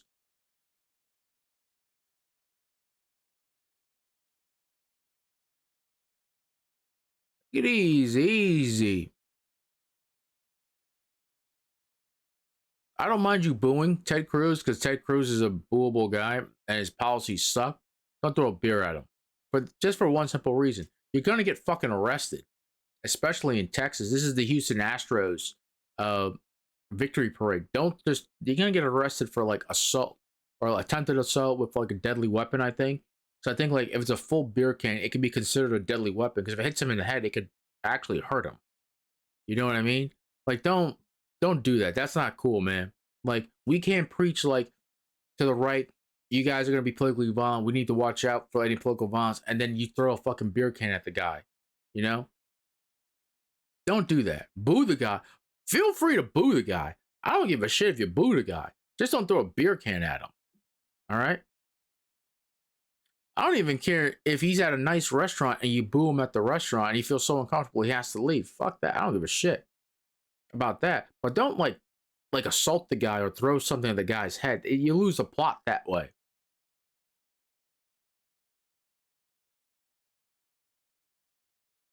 You might say, okay, but why is it? Because then I remember that it was at one restaurant, some people were like confronting him about some of the anti-abortion stuff he's and some other stuff too. And people were booing him at that restaurant. The reason why is he has security there. He could still have eaten there and people would have stopped booing. And he's a politician and he should have known better. You know what I mean? Because it happens to Democratic politicians too. Most of them just quietly leave. They don't make a fuss about it. Right? But nobody, like, when you say that somebody assaulted somebody, it comes up, but the right does it too, right? But the right doesn't give a shit. Look at the Paul Pelosi stuff. But look what backfired on them too. Most independent, moderate people, they aren't with that. And Republicans are I don't think they're going to figure it out because they have to deal with the MAGA people, right? You know, like Glenn Youngkin contacted Nancy Pelosi and told her he apologized for those comments too, right? Yep, he did. So he made some like fucking comments about that Paul Pelosi thing and he immediately apologized to Nancy Pelosi. So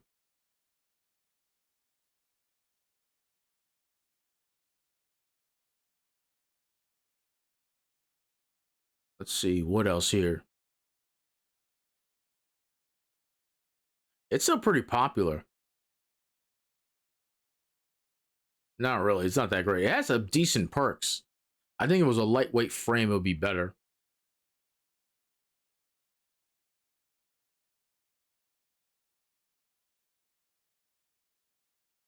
I saw this Charlie video. Maybe I'll watch this next time.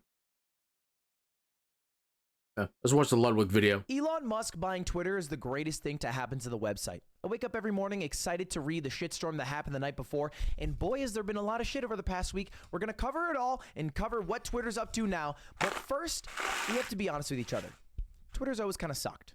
For the average user, they're kind of shouting out to a void of maybe former high school, college classmates that they're slowly growing more disconnected with, talking about things that people don't really care about. Tom Brady's the GOAT? Well, take your 5 likes and move on with your day. And for influencers, celebrities, is it really better? No. Look at my Twitter, for example. It's all shameless plugs. I tweet infrequently to maximize the amount of likes I get to make it seem like the things that I do are more important. And every day when I tweet, I'm panicking that the wording isn't good enough to get the max amount of likes. It's not true, honest discourse. It's not true discussion. The only people who have figured out how to successfully use Twitter are teenage girls, at least the majority. All right, the K-pop fans of the world. They've realized that their collective harassing voice everybody. is way more powerful, and they can Never create fuck with the cultural K-pop trends fans. just by all being a fan of something and lifting it up. You see it in the Minecraft community as well. They're the people who drive the culture. All right, it's not me shamelessly plugging, and it's not that dude tweeting about Tom Brady or whatever the hell that you're more and more weirded out by based off his tweets. So Twitter generally sucks. It's not politics Twitter either. So it's kind of fun to see the shitstorm that's been happening, and let me show you just how bad it's been by looking at 3 article titles. All right, this is 3 article titles over the past 2 weeks since Elon took over. Here's the first one. It's October 20th. Elon Musk reportedly wants to lay off 75% of Twitter staff. October 27th. Elon Musk says he won't cut 75% of Twitter's workforce.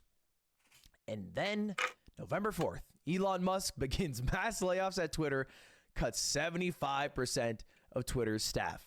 Now, this happened because he wanted to cut those people because Twitter has 2 major problems. 1, it costs too much to run, and 2, I don't believe he actually like laid off 75%. But they're all working But towards I the think it same was like goal, closer to being like 50%. profitable, making their investors happy. And their investor Mostly is the one moderation guy, and his teams. name's Elon Musk, and he spent $44 billion for this, and he wants to be somebody's happy. barbecuing. And it's not really working out. It's not really working out. Why do you lie about It's the heavily Twitter layoffs? mustard-based Well, it's because barbecue. It's good. Meta and Google No, were it's good. poaching a lot of the good employees that Some he wanted North- to keep. that's some Say North the ones that Carolina he let go barbecue were right bad, there. but more so the ones that he valued as good. And so he had to lie. I'm gonna say turn he this wasn't light letting off. them It's a little go. bit- it's like Please right in my stay, eyes. And well, he did let them all go. He let them all go. A lot of teams let go. Human rights team gone. Accessibility experience team no longer. The ethics and transparency and accountability team also. A lot of those people. Twitter's curation team is gone. He let go people from a team on a project he was tweeting about working on. Stop. Oh my God, an edited mogul mail? That's right. If you don't know, I spent a lot of money on paying back someone who scammed a bunch of Twitch streamers out of a bunch of money. Oh, yeah, AKA Slicker, yeah.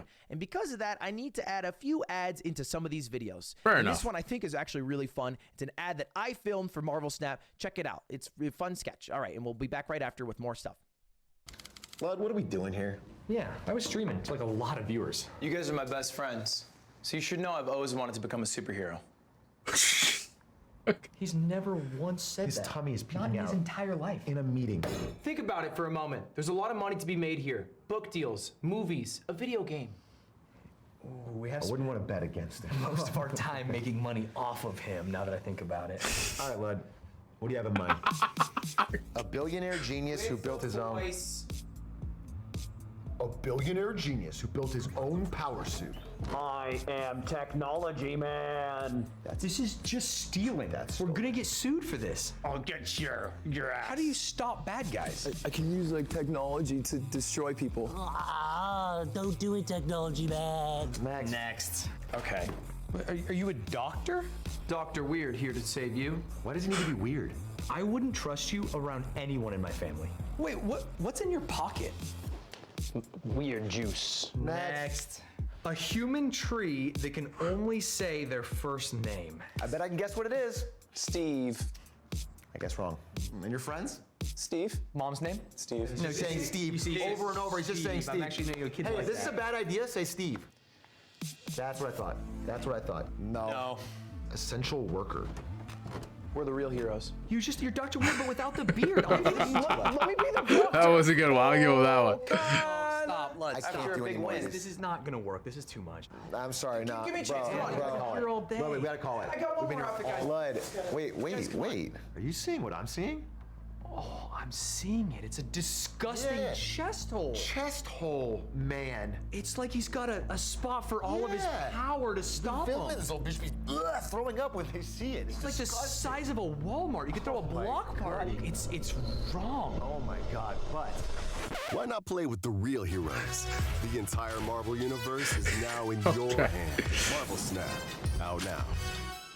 All right, back to Mogul Mail. And why did he do it? Well, he tweeted out regarding Twitter's reduction in force. Unfortunately, there's no choice when the company's losing over $4 million a day. Everyone's excited. Everyone exited, was offered 3 months of severance, which is 50% more than legally required. I think there's also some issues that he didn't give him a big enough heads up based off the laws. But, you know, that's his problem to deal with. And then he also is tweeted getting out sued for this. that, by the Twitter way. had a massive But I think drop he's in going to revenue settle due to out of court activist for groups that. pressuring advertisers, even though nothing has changed with the content moderation. And we did everything we could to appease the activists. Extremely messed up. They're Which trying to destroy free which speech in America. activist is he talking about? Wouldn't call that exactly accurate. Here's the big problem. Advertisers, when Elon took over, thought it would be a bit tumultuous. So they just paused. Let's just see how things go. And things haven't exactly gone great. And the problem is there's nobody to check Elon. Checks and balances are important in life. All right? You know, the first thing I ask when I talk to other streamers is like, hey, do you have someone that keeps you in check? Because you can see when people are surrounded by too many yes men. All right? Kanye, for example. And you need people in your life who can tell you, hey, you're being a bit of a dumbass. I have that. It's called Slimeonder Gaming. And he does it arguably a bit too often. But Elon got rid of that at Twitter. He dissolved the board of directors. So nobody gets to call the shots except for him. Those board of directors, by the way, walked away with a juicy $120 million payout. Yeah. So shout out to That them. was like strange when he got rid of the board of directors like that too. It was just like I think that eroded a lot of confidence in Twitter amongst a lot of the advertisers too, because I don't believe either at Tesla or at SpaceX he really has like a lot of final say. He has a lot of ideas. But then there are business people and like the people who actually like do the actual work are like, hey, and they can speak Elon speak. And they can convince him of like the good ideas. You know what I mean? And they're like, hey, you go ahead and do your thing and sell. And we'll make sure everything works here on the back end. You know what I mean? But like here, there's like nobody telling him what to do. And he's like, it's great to like, you know, not have anybody in charge, not have anybody tell me what to do. But the problem is that erodes like confidence in the brand.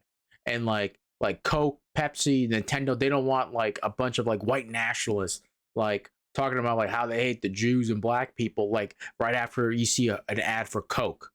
You know what I mean?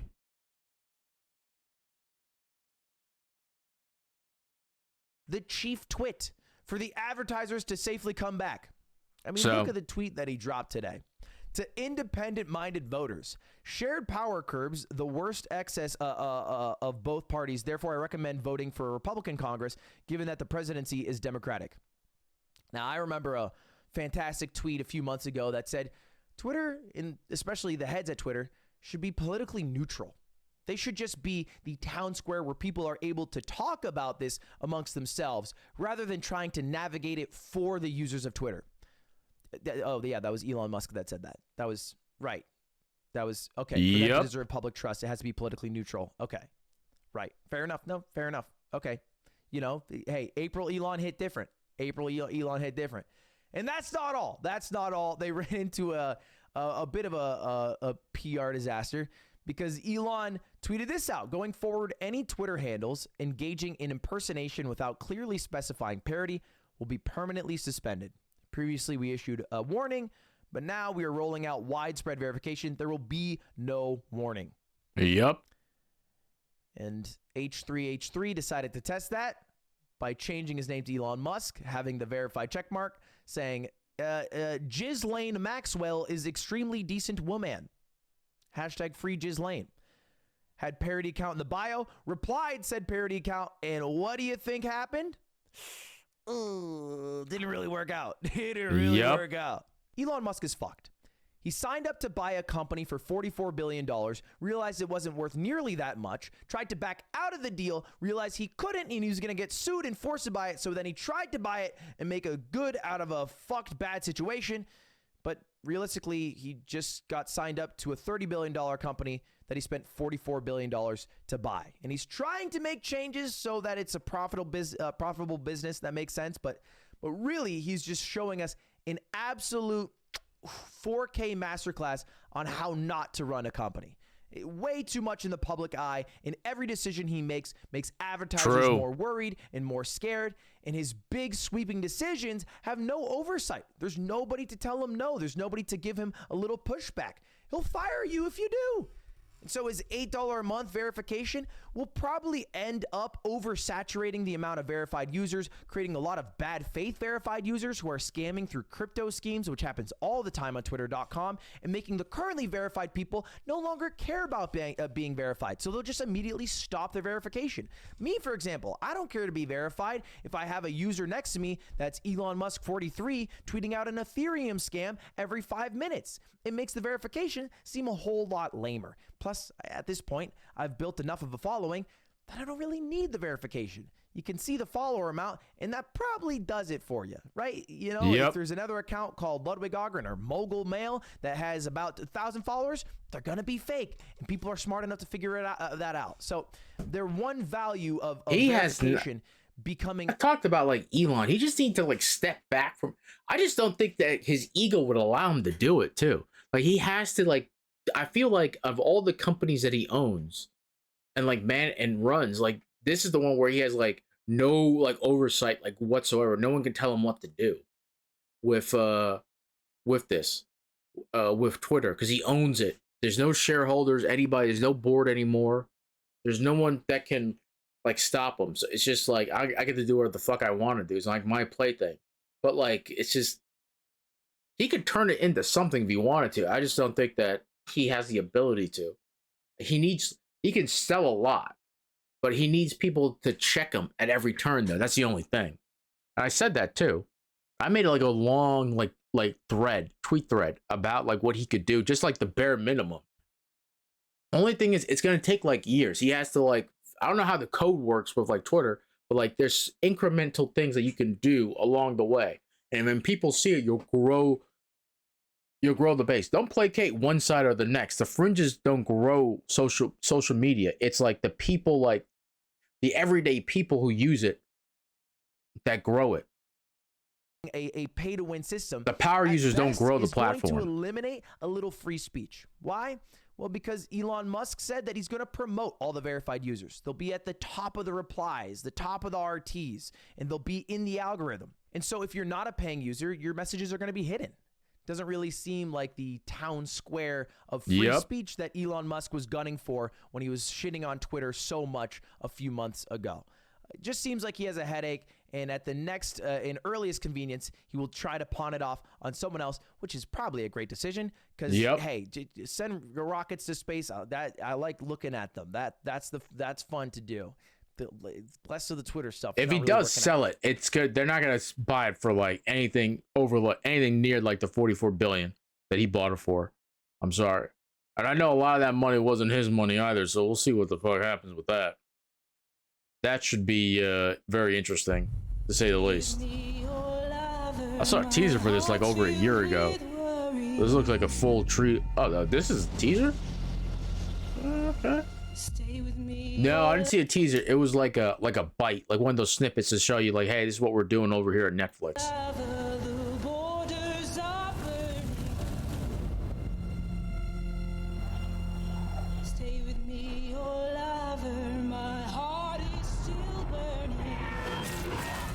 All beginnings, all ends. Oh, it's only a 4-part series. Okay.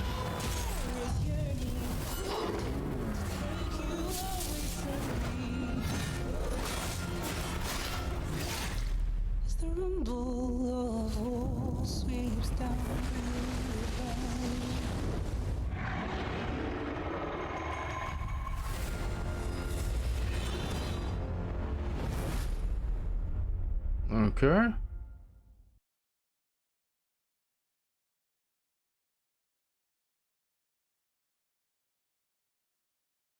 The creation of the first Witcher. Okay. And the events that led to the pivotal conjunction of the spheres when the world of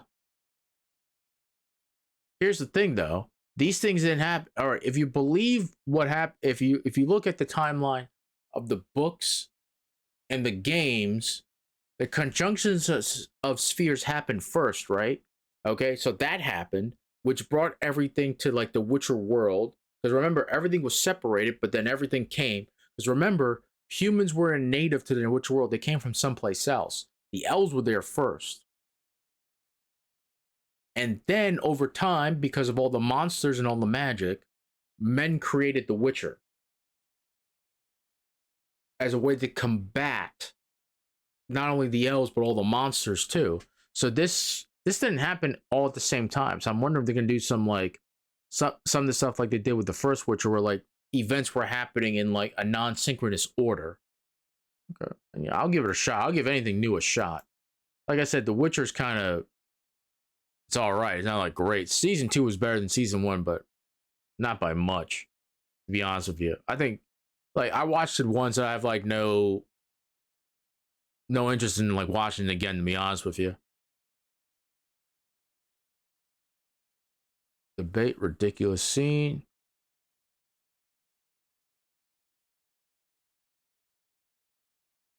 Okay.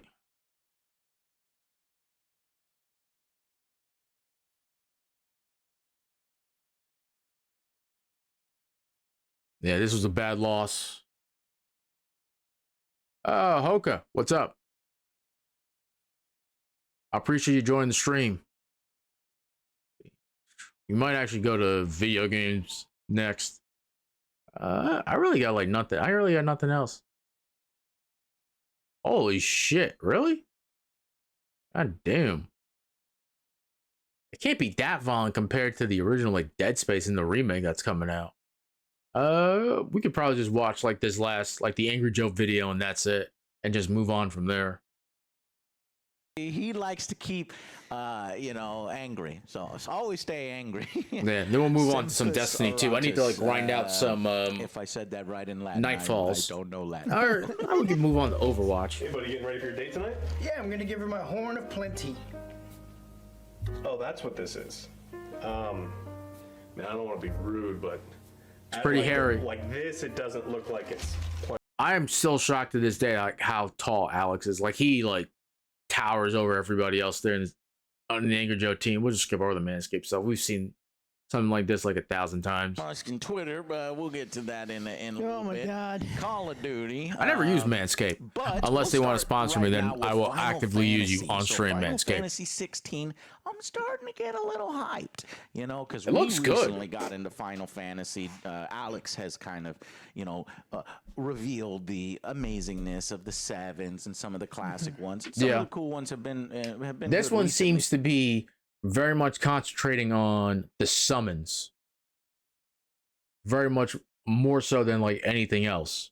So I'm really looking forward to them concentrating on like the summons. It actually looks like you can actually control the summons too, because you are one. Like the quote unquote icons, as they refer to in the game from all the different trailers we've seen. So Final Fantasy 16, we'll see what happens. Which is going to release on PlayStation 5 next year. Yeah. Has been So I forget it's an exclusive. reveal, and that's so hard to do these days. I remember when I used to go to fucking E3, and one of my questions when I'd get in interviews is how long is the game, and I don't. They never want to say, right, because it might be too short. It'd be like 4 hours. 4 hours, Yeah, we'll see. But no, they usually keep it quiet. But actually, they revealed about the length of Final Fantasy here. Hiroshi Kai revealed that the game story will take about 35 to 40 hours to complete, just the story, but that there's a lot of extra content, and it's going to take about 70 hours to finish all the extra content. So that's a good amount for an RPG. Oh, yeah. And particularly the Final Fantasy franchise, when you factor in that, they got a lot of cutscenes, they got a lot of story, it's all very high. There's production always been a value, lot so of story in Final Fantasy I'm really games. looking forward to getting hyped on this 16, a new story, so something we can all jump into and start together. And speaking of that, the next story is Final Fantasy 16 will be a PlayStation 5 exclusive. So if you're at Xbox, it's like, fuck, can't do it. However, only 6 months. So there is only a 6-month window on that, and this was displayed at the 14-second mark of one of their videos called PlayStation Play Like Never Before. PS5 exclusive, so it kind of hide it, It's like, obviously They're okay with that. we're like, this is exclusive to PlayStation. Only for 6 months. You know what I mean? So they kind of have to display it, but they hide it there. So that hopefully that means that people on Xbox and I don't know, maybe eventually PC will get to experience Final Fantasy 16, which you're probably going to want to if it turns out to be fucking cool. So while it was previously known that it was going to be a PlayStation exclusive, the length of time was not confirmed, and that length of time that it's exclusive pales in comparison to other titles that are exclusive for longer, like Foreskin, the game we call Foreskin. That one actually has a exclusive to PS5 too. That's going to launch January 24th. What the fuck? There's a lot of games launching in January and February. We're gonna need to equip here. But that one's gonna be a PlayStation exclusive for 2 years. So you're not gonna get a hold of that until January 23rd. I feel like they're confident. I feel that they're very confident this is gonna be a big IP for them moving forward.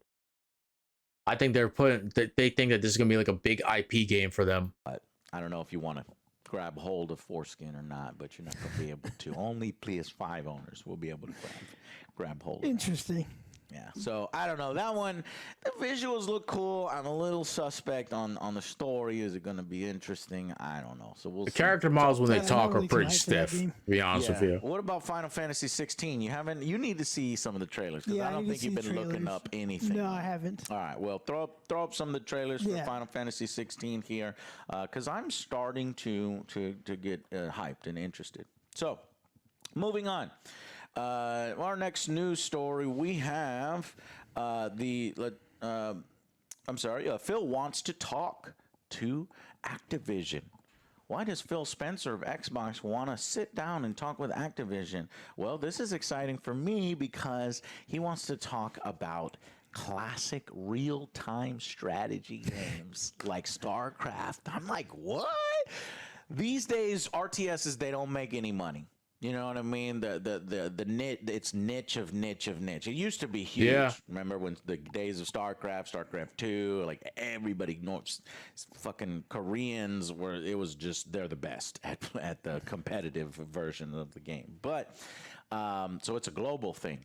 But nowadays, not that many RTSs. Our boys over there at THQ Nordic, they're the ones kind of releasing some RTSs, and they love us. We love it, and we love them for loving it. But Phil Spencer apparently wants to talk about the back catalog and opportunities that we might have with, because they are acquiring Activision Blizzard, so they want to see if that would be good for the Game Pass. He says, "quote The first thing I if would you say can make is like I'm some not major allowed to make any updates to them, decisions about what happens at Blizzard or Activision. So all this is just kind of talking and thinking about what the next opportunity is. But you're absolutely right. Not only StarCraft but Warcraft. And when you think about the heritage of RTS games that we're talking about here, specifically from Blizzard, and I don't have any concrete plans today because I can't really get in and work with the teams right now, but StarCraft was a seminal moment in gaming, right? And from an esports perspective, that was everywhere. And he's like talking about,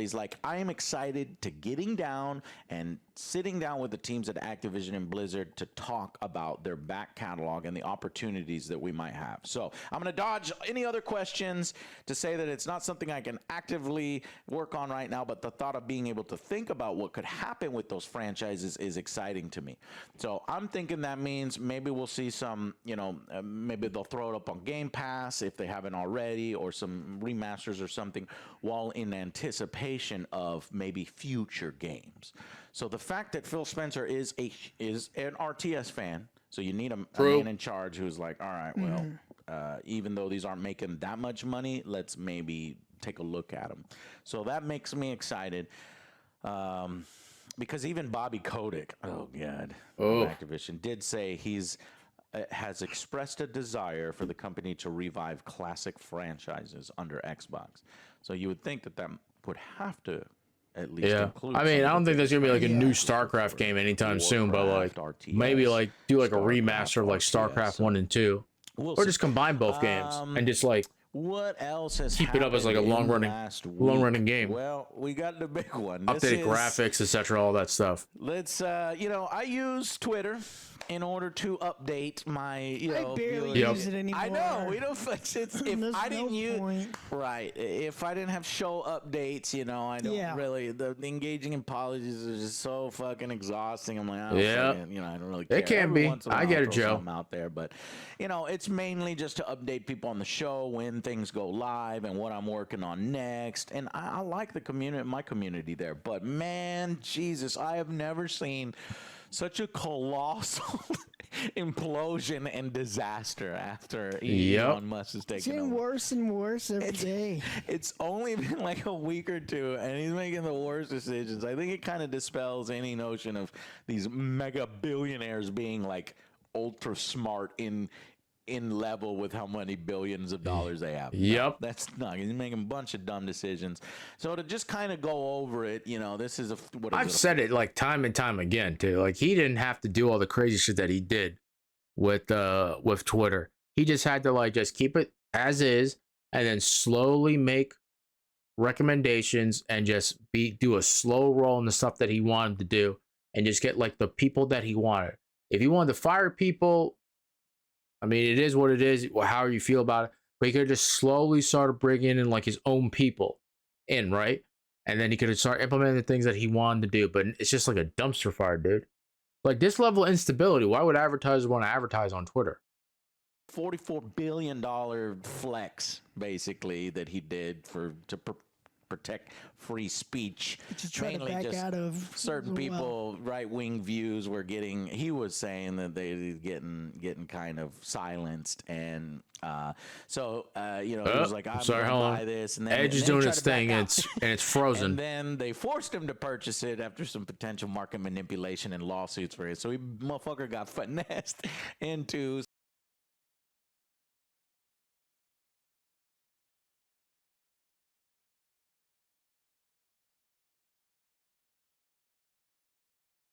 There you go. Like ultra smart in level with how many billions of dollars they have. No, that's not. He's making a bunch of dumb decisions. So to just kind of go over it, this is a $44 billion flex, basically, that he did for. There you go. There you go, folks. Free speech.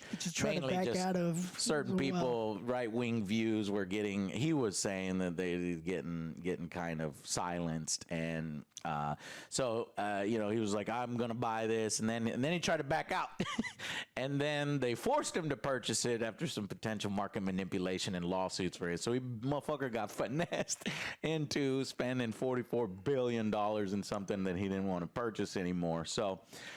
He kind of once he got the platform, he started unbanning a bunch of, mostly right-wingers that were kind of spreading misinformation and false stolen election conspiracy theories. So that already was, some of the advertisers are like, hey, what's going on here? It's like, what are we doing? And then he was like pondering the $20 a month for Twitter Blue. I'm like, holy shit! Anybody that has a check mark, we got to get them. The people fuck over the the blue check marks. And then he settled on $8 a month after bargaining with Stephen King. Man, Stephen's like, what, honey? I'm leaving. And he's like, what about $8? Wait, what about the $8? You want to spend $8? No, I'm good. I don't need a blue check mark. Motherfucker, I don't need a blue check mark either, Joe. It's so get this. There's only, I made this tweet earlier. There was only like 400,000 blue check marks, right? So if you're only making $8 a month off of 400,000 people, you're only in the millions and not the billions. It would take 1,127 years to pay off, his fucking expense. Because that's not really where Twitter makes their money. Twitter makes their money on advertisers. This is like 75 to 90% advertising, and that's where the sky is falling. The whole place is on fire because advertisers are pulling out because he's fucking doing weird ass shit, and people are worried about the direction. So after he announced that $8 a month, he posts a meme about people buying coffee, right? The little Starbucks coffee. People will buy Starbucks coffee for $8, but they won't buy my $8 a month service that gives them nothing. I mean, at least coffee charges you for the whole day. This service gives you some pixels next to your name that is blue. It does give you priority, like when you tweet, which I'm not a fan of. Wow, the thread, your tweet should be towards the top, and then, but it's he's like silly. It's pay to play. That's really what it is. He himself is creating because he's saying Twitter Blue for everybody now. So now people can impersonate each other for only $8 a month, right? And so that's what a lot of people were worried about. And then the motherfucker fires half his fucking staff, including the content moderation team. It was a part of a lot of those. And then a next story, and this is all happening like day after day. Some are suing him in certain states because he didn't give a 30-day notice. What kind of fucking jerk takes over and it's like, you're all fired?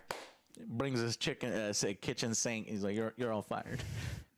Bro, we have lives. You want to give us at least a heads up notice? But he says we gave them a bigger severance package than normal and stuff like that. So he time to make that severance package even higher.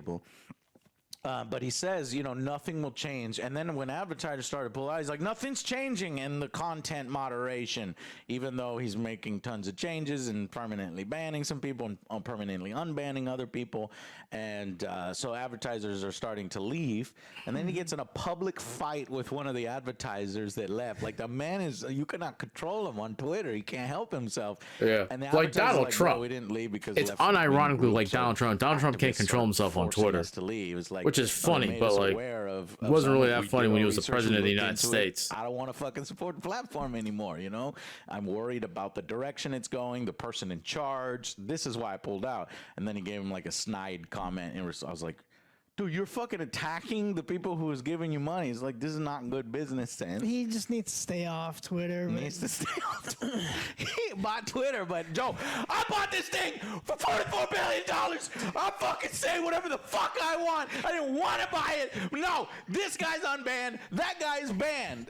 Because guess what? So after he gets in the public fight with the advertisers who left, he's now asking some of the forced fired employees to come back. Please, he fired a bunch of people. Now he's asking, can some of you come back? It was a mistake. Some of them were a mistake. We need your help in the content moderation, and we need your help in building the things that I want for the future. It's then why did you what is it? And yeah, and he's just acting a fool. He's mocking a lot of people on Twitter, a lot of left-leaning people on Twitter. I don't really see him mocking any right-wing, but even the right-wing has got mad at him at one point for doing some shit. And then he tweeted I pissed off both the left and the right. I'm doing something right. It's it's okay. So he recently banned some accounts impersonating him. These accounts are trying to show, dude, if you let anybody spend $8 a month, they're going to start changing their names and impersonating. So a lot of people were trying to show him that, and he started banning them outright.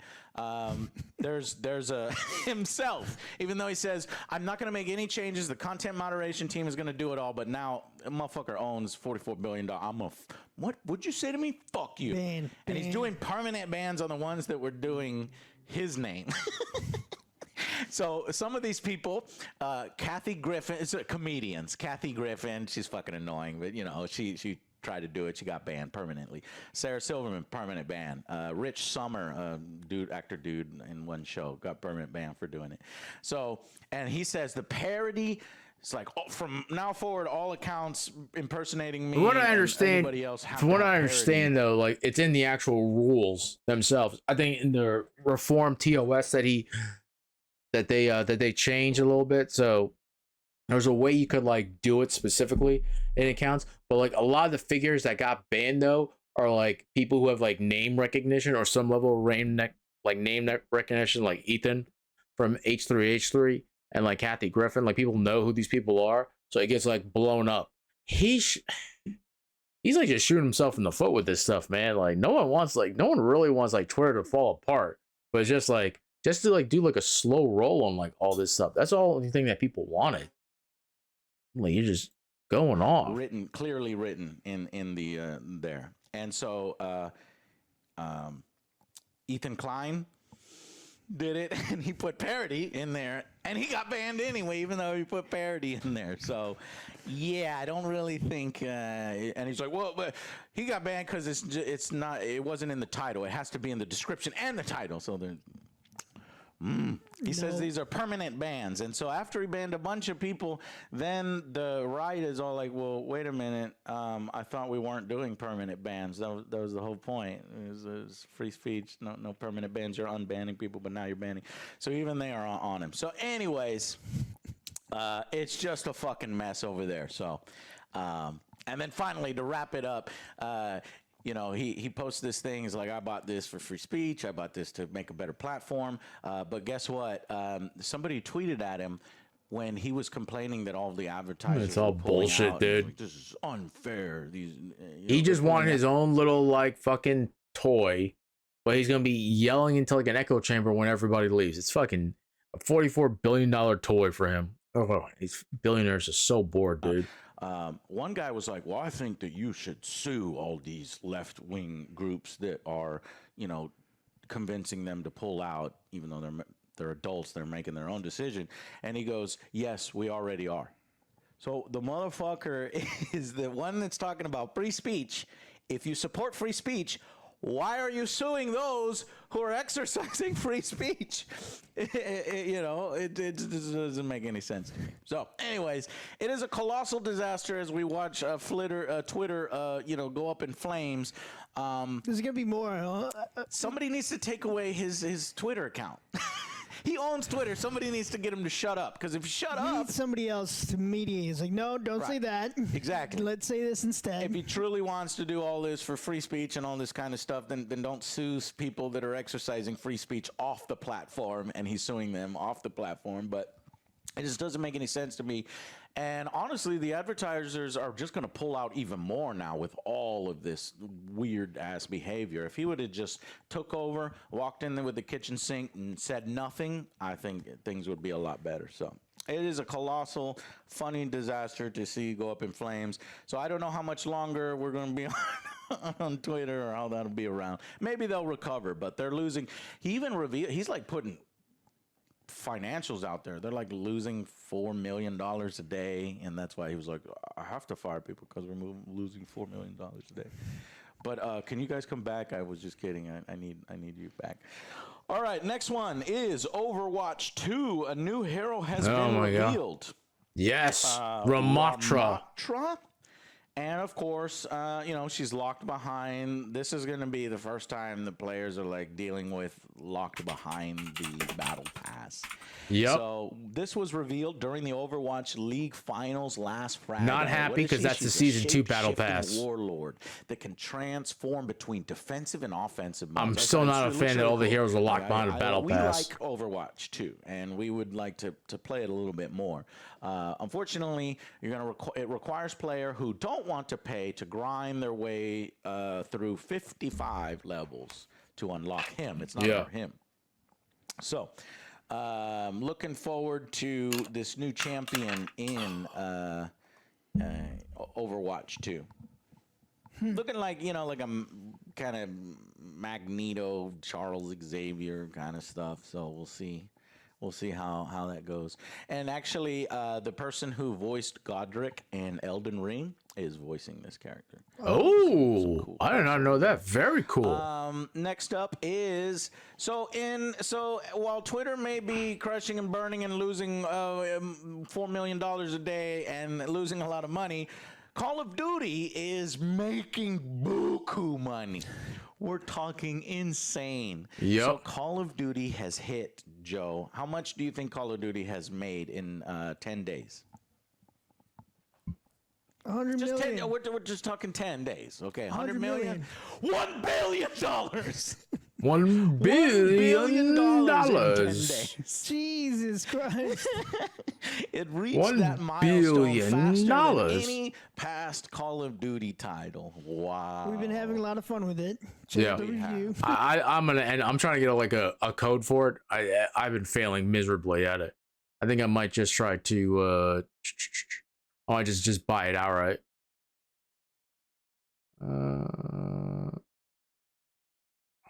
The Acolyte, which focuses on the dark side, they just confirmed their Ooh, cast. I haven't and heard production anything about has this in a while. begun.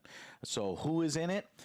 Amandla Steinberg and Lee Jong-jae, the Squid Game guy, will star in the show alongside Carrie-Anne Moss from The Matrix. Oh, very good. Excellent. Manny Jacinto, Delphine Keene, Jodie Turner-Smith, Rebecca Henderson, Okay. Charlie Barnett. Only from these Russian two Doll, I know. And Dean Charles Chapman from Game of Thrones. Oh, they've announced okay. I their- recognize him basically now. their full cast and production has begun, so we are definitely getting this, and hopefully it will be good. They describe it as a mystery thriller that takes place in the final days of the High Republic era.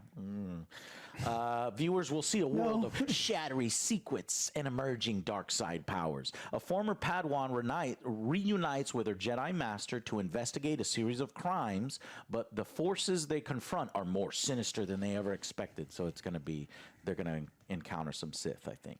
So I just love Sith, and I was invested in the show thinking that there was going to be full on dark side. Dark side. But I don't know. From that description, it's like former Padawan reunites with a Jedi Master to investigate a series of crime. Hopefully, those two are a supporting cast, and we have the evil. I would like that. Yeah, that'd be awesome. Just see the dark side. But we'll see. We'll see if Disney has the balls to do something like that.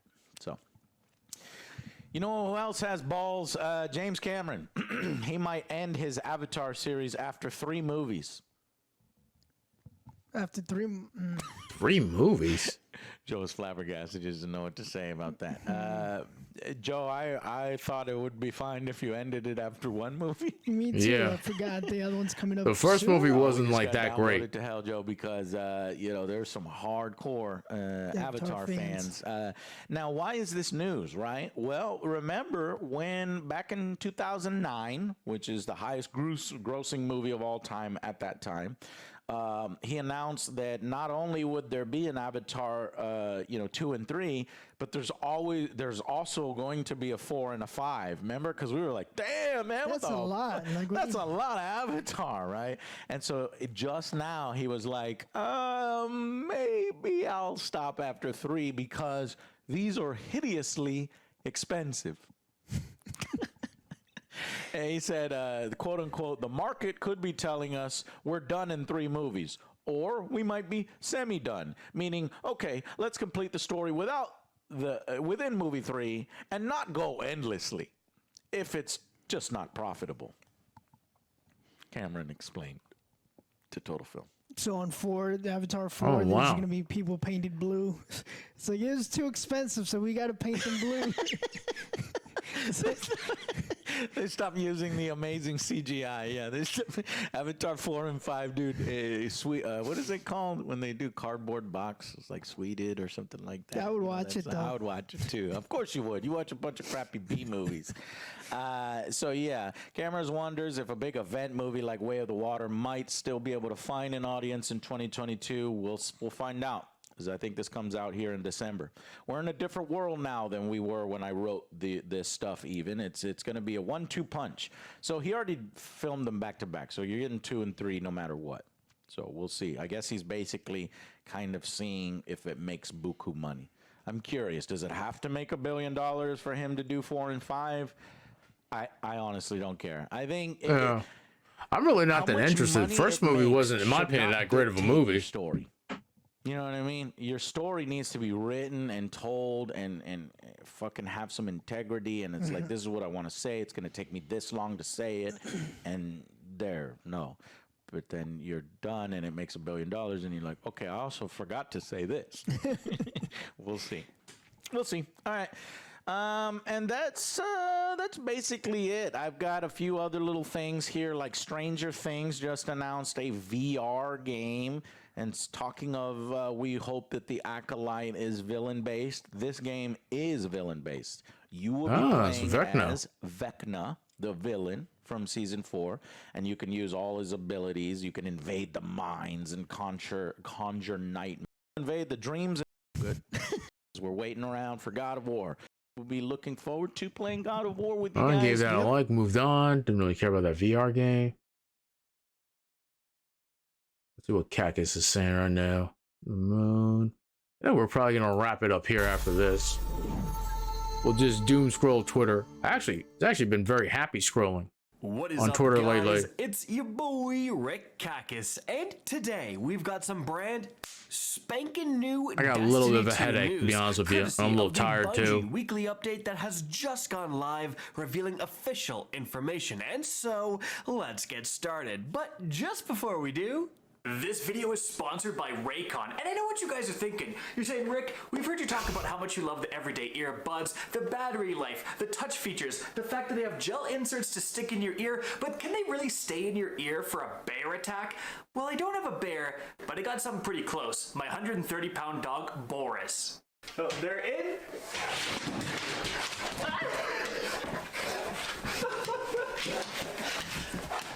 Good dog. Beautiful looking god. But Raycon actually makes other fantastic products like headphones and speakers, all great quality and all half the price of premium brands. And the best part is they make fantastic holiday gifts for anyone who's listening to music, working out, gaming, on conference calls, walking around, jogging. All of that stuff is fantastic. And the most fantastic part is you can get a massive discount right now. It's early Black Friday sales for Raycon, so head to buyraycon.com/cacus or simply click the link in the description. And if you use the code EARLYBF, 20% off store-wide, so anything you want 20% off, and 30% off bundles. Definitely snag those gifts and be the good guy this holiday season. Guys, definitely click that link. Alright, now as for what's going on this week in Destiny 2, well, we have some pretty unexpected things. First of all, I do want to address something. Earlier in the week, I posted a video talking about how right now was the current lowest measured player count for Destiny 2 on Steam. I had seen that. I wonder if posted they a did bunch this of as a places. response to I that. skimmed over the numbers. It seemed to be correct, but apparently it isn't. The thing is, you have monthly average player count, weekly average player count, daily average player count. You have daily peaks, lowest daily players, and then averages off those. So depending on what metrics you use, you're going to have a different exact point for the lowest measured player count in history. So it's just not accurate to say that it's right now. So I'm really sorry that I didn't check my numbers more thoroughly for you guys, and I'm frankly really annoyed because all the points I brought up in that video were, I think, very good. And if you look at the feedback it was getting, most people feel very burnt out on the game. They feel like some changes are definitely needed, and I really want to just focus on that instead of everyone just arguing that there was a 3% lower time in the past or whatever. It just prevents proper, important solutions from being implemented. So again, I'm really sorry about that, and I'll definitely try to do better moving forward. However, as for what's going on, the main thing is by far that Telesto, an exotic weapon, has taken over Destiny 2, and this is the first thing talked about in the TWAB as well. So Upon the daily reset, people noticed that something very weird was happening with Telesto. As you can see right here, the Telesto had started to shoot slow-moving explosive balls that would arc upwards towards the sky. And then you could actually hold reload and change the weapon back to normal, and it would just shoot like it's been doing for years, like nothing happened. Very, very weird behavior. Of course, the Destiny community went wild with this, and there was actually a leading theory that it was shooting constellations. Perhaps a secret code or a secret message that would decipher something in game. So the community got to work. People were, writing down these star charts, reading horoscopes. It was pretty wild. However, in the back of everyone's minds, there was simply the possibility that this was just a glitch. The Telesto is by far the biggest problem child out of all the exotics in Destiny 2. It has caused so many different problems and glitches and exploits and so on, and so people thought that maybe it was just Bungie ruining Telesto once again. Like, it happens so much, even Bungie is in on the meme. However, the next day, that got proven false, because as you can see on the official Destiny 2 Twitter account, we saw this posted.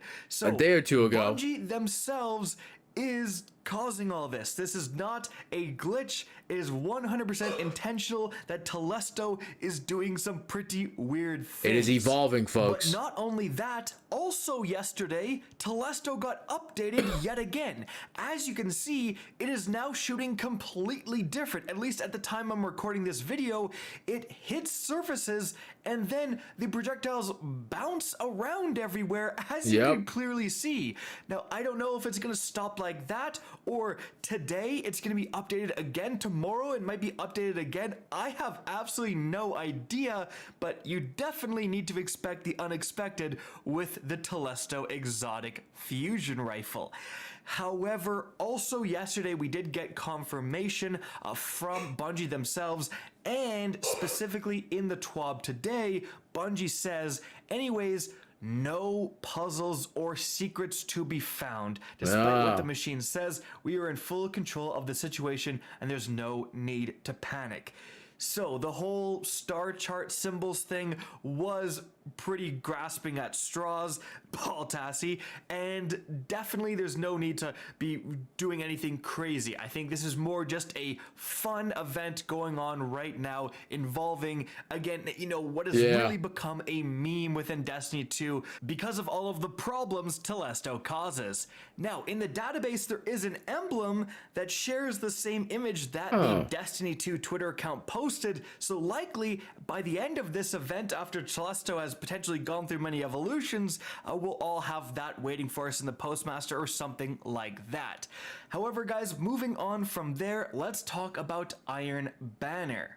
So, the last Iron Banner for Season of Plunder launches next week on November 15th. So this is your last chance to do anything Iron Banner related, titles and so on, but importantly, 2 Iron Banner weapons are being removed from the loot pool within Season 19. So this is going to be your last chance to get both the Forge's Pledge Pulse Rifle and, more importantly, the Reese Walker Shotgun.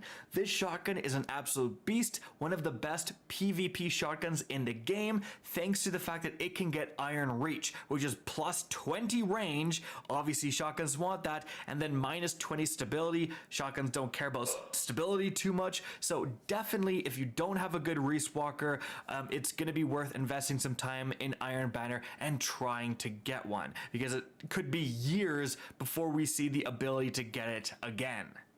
Additionally, we have a note from the Bungie team about the Eruption game mode. So they say, in Eruption, we fixed a bug where defeating a primed player on a 5+ streak would give you extra points for each participant player. While it was interesting, this led to dramatic point swings that were a bit too much for our liking. So it now rewards nothing too the crazy. next Trials of Osiris map, and the winner